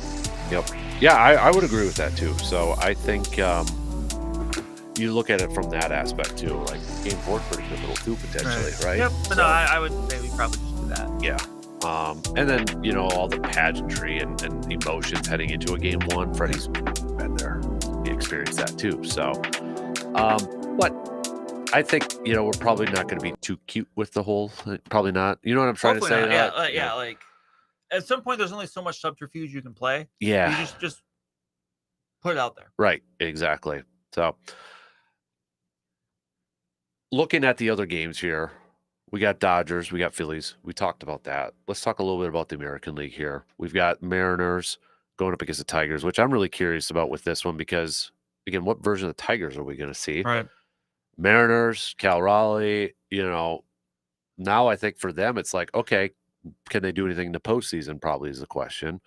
And then, of course, the AL East with the Yankees. The AL East Invitational. Yeah, and the Blue Jays, which, maybe for a lot of us, we're rooting for the Blue Jays. Dalton Varsho. I'll go for them too. So, but you look at that side of the playoff brackets and such. What kind of jumps out to you in terms of like a storyline? Is it the Cal Raleigh, Mariners thing? Is it in the Blue Jays, they won a division, take down their rivals in the AL East? I mean, I think for me, it's you have these three teams, the Blue Jays, the Tigers, the Mariners, that really haven't had a lot of postseason success recently. I know that the Tigers, I think they beat last year they lost to the Guards, didn't they? I think they did, yeah. So, like, you've got three teams here. It's been a little bit since they've made a run. Mm-hmm. Obviously, with the Mariners and with the Tigers, one of them is going to the ALCS. But like, can one of these teams knock off? I mean, look, the Yankees are the Yankees. They went to the World Series last year. The Yankees are like they're going to be always that team that everyone wants looks to. Either you're cheering for them or you're cheering against them. There's no middle ground. Right. So can one of these teams take care of that? Blue Jays obviously going to have the first shot at that. Yep. Yeah. And if so, do we get a little bit of fresh blood on the AL side of things? Right. And I know, you tell that to the rest of the baseball world, they probably don't want it. I mean, we talk about that all the time with media stuff and such, but I'm sure, let's put it this way. If the Yankees made it to the World Series of the American League, there's plenty of options out of the National League that I'm sure executives, they're looking to just maximize the amount of eyeballs are on the game. Because look, make no mistake about it, the Yankees are going to probably draw more eyeballs than the Mariners, and that's generally not how I'm looking at these things, but people that have a lot more skin in the game financially do. I look at these two, and when it comes to playoffs, I think you hear a lot of people, now pay attention to the superstars or the players who have really good seasons and see what they do. Because I mean, remember, like the longest time, Clayton Kershaw sticks in the playoffs. Everyone sucks in the spotlight until they don't. Right. And so it's like I look at some of those players like a Cal Raleigh now, because that's going to be a thing where, okay, if he goes hitless or only has one hit, doesn't have a home run. He's a bum. Right. Struggles in the postseason. You're going to have that narrative. You have it with quarterbacks in the NFL when it gets to the playoffs and such. Yeah, with coaches. Andy Reid. How much did Andy Reid suck? Yeah. Until he did. Right. Dave Roberts was kind of the same way. Yeah, Dave Roberts. How much did he suck as a manager? Until he didn't. Right. Maybe that's kind of Aaron Boone right now for the Yankees a little bit. So, I mean, would it surprise anybody if the Yankees fired him after this year if they don't go to the World Series? Round? Yeah, probably not. So, I mean, they're, get paid for the regular season, but legends are made in the postseason sort of thing. Yep. Your history is, or your, however that, I'm blanking on the exact quote of it is, but, from a Brewers sense of it then too, who is that guy that potentially is going to make a name for himself in the postseason? That's a great question. Here's the thing. Even though I think it's already happening, Christian Yelich can get his number up on the back wall this year. He could. Mm-hmm. If this team went on a run and he had I'm not even saying he needs to be like 2018 Yelich, but like if he was a big reason for it in the middle of it and takes his team to a place that hasn't been very often, I think that could seal him having his number 22 up.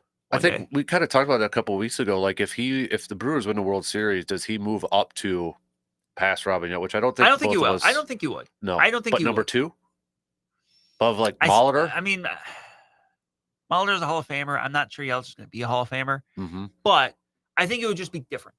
Mm-hmm. I don't think I'm not sure he could ever leapfrog out, like unless they won like 4 World Series or something. But like, Robin Yelich just in such rarefied air when it comes to the Brewer fans, mm-hmm. And rightfully so. But he has his opportunity to solidify that. If we rewind it a few years ago, because this was a topic, like if Craig Counsell led the Brewers to a Series. I was at the front of that. If he would have done that, then his number would have been retired. Right. Statue, whatever. The whole lineup. Yeah. Okay. What if Pat Murphy does it? Anyway, just because of it hasn't been done. Mm-hmm. I mean, the lore of it'd only be 2 years as a manager, but instantly look who he replaced. Raleigh Finger's number is retired, and he That's wasn't true. he wasn't a Brewer that long. That's true. So, but I mean, okay. So you'd still think that, like, if Pat Murphy led this team to a World Series roster, it's number retired, I think it's very name possible. etched, and all that. Yeah. I mean, the thing is, I get it where I'm not big on, like, just retire a number to number, to set the bar, because then I think it catches up to you. Like, I'm not picking on them, but, like, I think the Eagles have, is it Donovan McNabb's number retired or something like that. Then it's like, okay, then you kind of get, because then you get to the question, well, does that mean Jalen Hurts should have his number retired? Right. Because he's done. I mean, because you set that bar low, right, yeah. Yeah. Whereas Yankees just retire everybody. It doesn't matter. It feels like. Yeah, but I mean, but it's also the Yankees. There's a lot of right. But it's like, but did Bernie Williams, those type of, I get it. Bernie Williams, kind of more of a, he's like the Donald Driver of Green Bay. Right. Like if you're a Yankee fan, you're going to probably appreciate him more than anyone else. Right. But in this case, Brewers don't have a whole lot of, besides 82. Right. Heck, they just might, if the Brewers won the World Series, they just might retire everyone's number. Right. Exactly. So, but man, think about that though. Just the story. Like, if this happens, this better be made into like an ESPN movie or a Walt Disney movie, sports movie. If the Brewers somehow win the World Series, you have to go back to when it started with Counsell as manager for the Brewers. That has to start there. And it has to start with the conversation of, like, the Golden Boy, the Milwaukee Whitefish Bay kid, player, comes back as manager. He was around the team as a kid. His dad worked for the team. Right. He's going to lead the team to a World Series. If he does, build the statue, We need the guy that did the voiceovers be like, but then. Yeah, but then the evil empire, turns to the dark side, and then it's like Average Joe's, kind of coming through, and then all of a sudden they win it, for crying out loud. Yeah. I mean, can you imagine? We'll see. The thing is, too, is like, I don't want to get too far ahead, but if the Brewers freaking win this thing, they will have earned it too, because it's either Dodgers or Phillies in the second round. Yeah. I mean, they're going to just back into that thing. Right. They're going to earn it. And God, I hope that storyline goes through there. Okay. We're a day away compared to the other years that we've gone through playoffs, which is in our life not a lot now. Now here more recently, we done, yeah. How are you feeling compared to other years? 2008, I think we would agree. We're just happy to be there. Yep. That was just, oh my gosh, they're here. Yep. And it kind of looked like it once they got in there. Yep. 2011, the expectations were raised because as fielders last year, they pushed in on Greinke and Markham. Yep. MVP year from Braun. Every year from Braun. We know why. 2018 was like the arrival. Yep. Of that next generation. Yelich, Kane coming over. Right. They made they made the run. Like 2019. By the end of that year, the team was just so beat up though. And then just obviously the way it ended with Yelich. 2020. I honestly barely count 2020 as a playoff appearance because it was an 8 team where and they were the 8 team. Yep. 2021 was a good year, but they couldn't score. Right. 2022 they had the collapse at the end in the last 2 months. 2023 and 24 they were good, but like this year feels a little bit different because like those teams the last 2 years were good, but you feel like they won a bad division. Mm-hmm. This year you got 3 teams in the playoffs. Yeah. You have half of the National League field in the first round, and now this round that's left from the NL Central. Because of how it works out, you're guaranteed to have an NL Central team playing to go to the World Series. Yep. So you feel like maybe you feel like maybe you feel the team is better just because it played in a better conference or division. Sorry. Mm-hmm. But yeah, I mean, there on the one hand, there's a sense of urgency because I think you're never sure how many of these opportunities you're going to have. But on the other hand, it's like, it doesn't feel like 2011 where like, it kind of feel like it has to be this year because of so much all the young talent this team has. Mm-hmm. This team could realistically pretty much roll this team back out this exact same way next year with some younger guys knocking on the door. Mm-hmm. And so I don't know, like, so it almost sounds like you say Don't get me wrong. Don't make it sound like I think like, oh, if the Brewers lose the Cubs, I'm fine with it. Right. Because that's not the case. Right. It's just that I don't feel like this is the end of the window. That's what I was just going to ask. And that's how it felt like in 2018. Because I remember it was Lorenzo Cain after Game 7 of the LCS. It said, he goes, we don't feel like this is the end of our window. Right. And it was, just maybe not so much his window. Right. Yeah. But at the same time, I think just as a sports fan, especially as, longer term Brewers fans, that remember how it was. Mm-hmm. You don't want to just disregard it as, oh, well, they'll just make the playoffs again next year. Because you never know. Right. You never know. I mean, I'm sure after last year, Mets fans were probably saying, oh, we'll be back next year. Hey, we made it pretty far and then we lost. But yeah, we're going to reinforce. We're going to spend some money and we're going to be back, baby. Mm-hmm. We got Juan Soto. We're going to be back, baby. Yep. And then what happened? Right. Nothing's for certain. Mm-hmm. Hell, even the Diamondbacks. Yeah. Yeah, a little different. I mean, but they you get Corbin and but, that, but still, like, yeah, you don't know. Right. Astros. Yeah. Yep. So, I mean, that's where I agree with Yelich, where he kind of talked to the team and said, hey, enjoy it every time. A lot of guys don't get to experience this, but I think there was also another hidden message in there too. It's like, we want more though, right? The goals are higher. Well, even I think he said, is like, if the Brewers were to win a World Series, that will change this place. Yeah. Like not just how we as fans view it and all that, but like how everyone in Major League Baseball views Milwaukee would be different if that were to happen. This might be a really weird question, but it just popped in my mind. Say the Brewers do win this thing. I don't know how it plays out. And maybe it depends on how it plays out, how they get there. But when you think about the 2025 of the Brewers, and let's say they're World Series champions, who's going to be the first person people think of? Is it going to be Pat Murphy? It might be. Or is it going to be Yelich? It might be. I mean, is that where it depends on what he does in the postseason? I think that plans out. Because, what if William Contreras just kills it in the postseason? Right. Then you see that guy at the forefront. Right. If Yelich does have that defining moment that ultimately, solidifies, hey, they're going to retire his number here. Right. Like, is it him? Or is it Euchre because it's the first year with no Euchre? Yeah. That's a great question. I don't think that question's answered yet. Yeah, I would agree with that. But man, I think about that. Yeah. What a championship, how that would change that franchise. Yeah. And, and the thing is, like, I would feel confident that if they were to win, it's not going to be like a Royal situation where all of a sudden they had a few years where they were competitive, like. But I feel like you were talking about, look at the guys kind of still waiting in the wings though too. Right. And nothing's for certain. I mean, there's no guarantee that Jesus Mate or Luis Pena are going to come up and be great. Right. They may bust. Who knows? Right. But the only thing you'd have to worry about is, with great franchises, you always worry about brain drain. Yeah. Will teams really start cherry picking on Milwaukee then? Yeah. Does some team say, hey, Chris Hook, we want you to be our manager? Yeah. And is that something he wants? Because you don't always see bench coaches and like pitching coaches and hitting coaches that want to be managers. Sometimes they just want to do what they do. But generally, in like football, if you're an offensive or defensive coordinator, you went in, there's that natural ascension. That's not always the case in baseball. Right. But that's why you see so many like first timers come through. Like that's why like Albert Pujols is kind of being mentioned as a manager, or Craig Counsell when he was right. Yeah, because Craig Counsell came from the front office. Right. I mean, obviously he had plenty of baseball experience, but like he was working in the front office. Mm-hmm. Because then wasn't it before then that Boston wanted to hire him as like the hitting coach was the rumor or something like that? Something like that. Yeah. Yeah.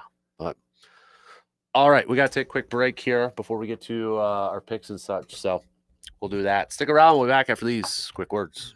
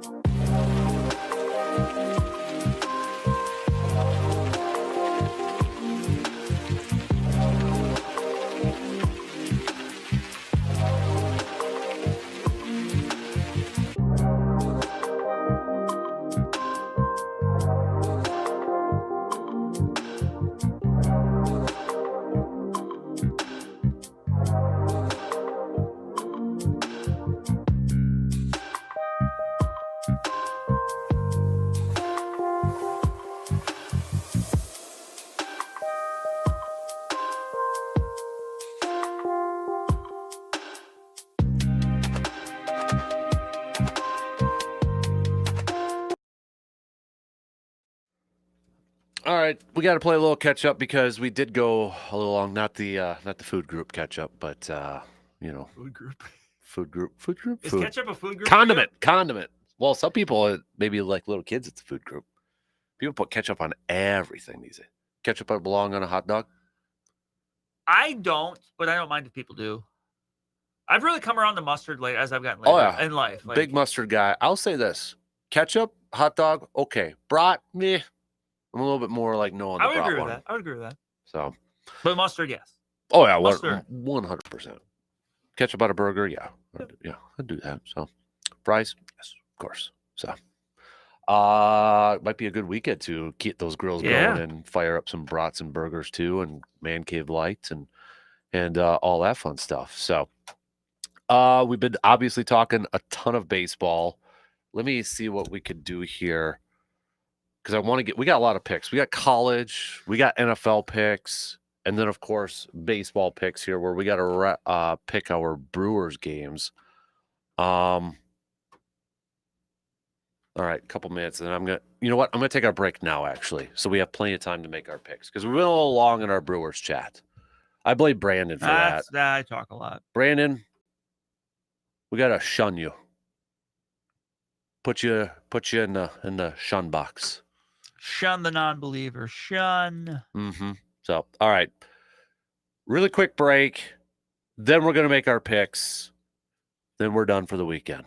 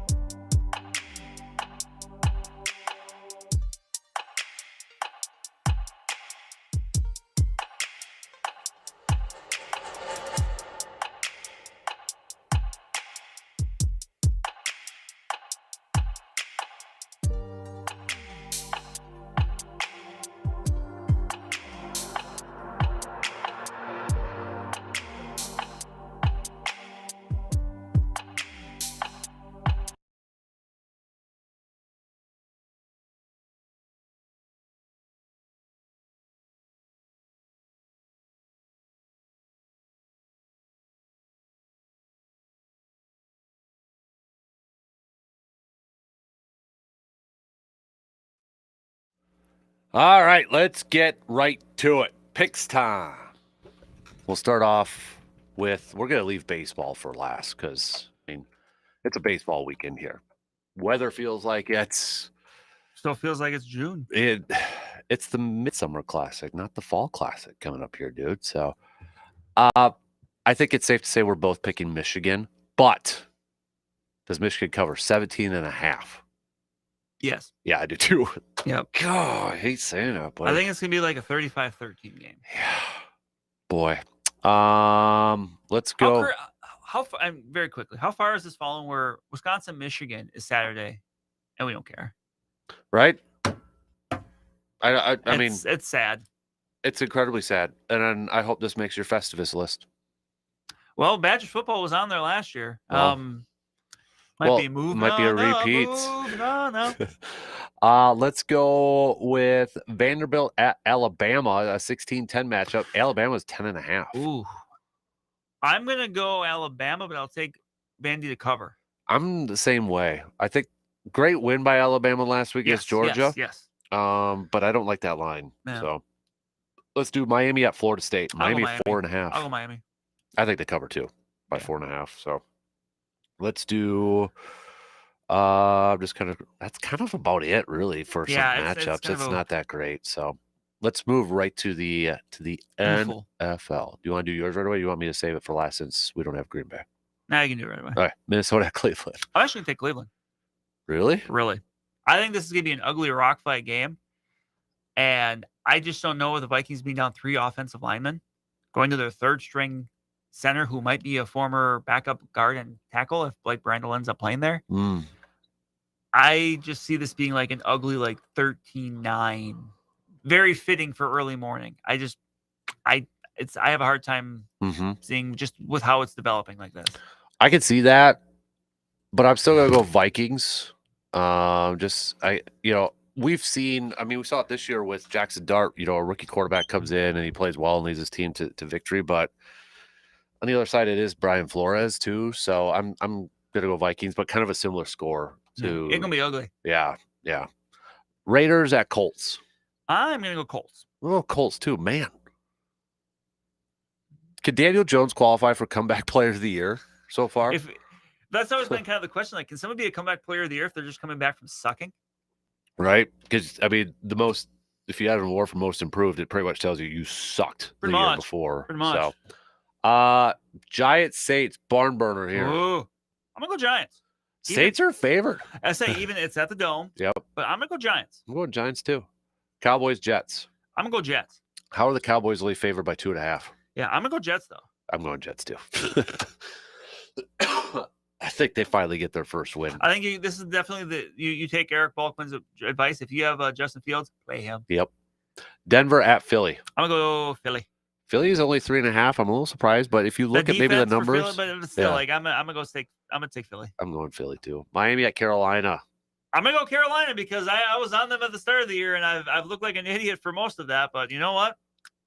I think I'm gonna go with Panthers. I'll go Miami reluctantly.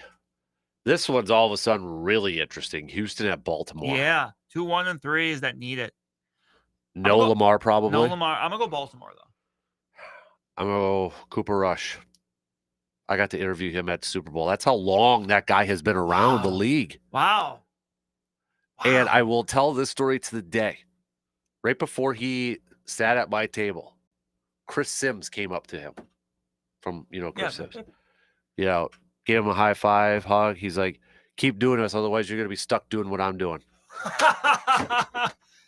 Outstanding. So, outstanding. Go Cooper Rush. Yeah. Tennessee at Arizona. I'm going to go Arizona. Yeah, I got Arizona too. Maybe the game of the weekend? Tampa Bay at Seattle? Yeah, I could make a case for that. I'm going to go Seattle. I'm going to go Tampa. I gotta tip my cap to Baker. Yeah. I love what he said this week about him and Darnold. Yep. When the writer asked him about, do you guys gonna get together and basically reminisce about your fond memories in Carolina? He's like, there were none. Detroit at Cincinnati. Detroit. Yeah, Detroit. Washington Chargers. I'm gonna go Chargers. I say they bounce back. Me too. New England Buffalo. I'm gonna go Buffalo. Buffalo. Kansas City at Jacksonville. I'm going to go Kansas City in this one. Same here. And then let's do baseball. So these are going to be the series. Yeah, just the series. Series. Okay. Let's do, because I don't want to do the Brewers one first. So we'll start off with the Yankees and Blue Jays. I'm going to go Yankees. I want to pick Toronto.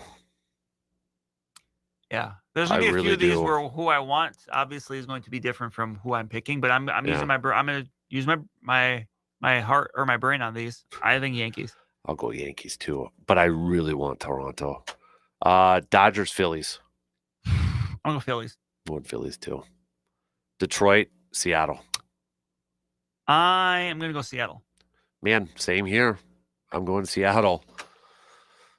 Why do I have a bad feeling about this one? Chicago, Milwaukee. You're going to hate me. I think Cubs win this. You. Sorry. I know. I'm disappointed. You should be. I'm going Brewers. Oh, good. Yeah. I hope you're right. I hope next Friday I'm back in here and you are reading me the riot act. And for the entire 3 hours I'm here, you're just like Brendan Berg from the Triple Herald, who, by the way, did not think the Brewers would beat the Cubs, is with us. We're taking phone calls too if you want to talk to Brandon.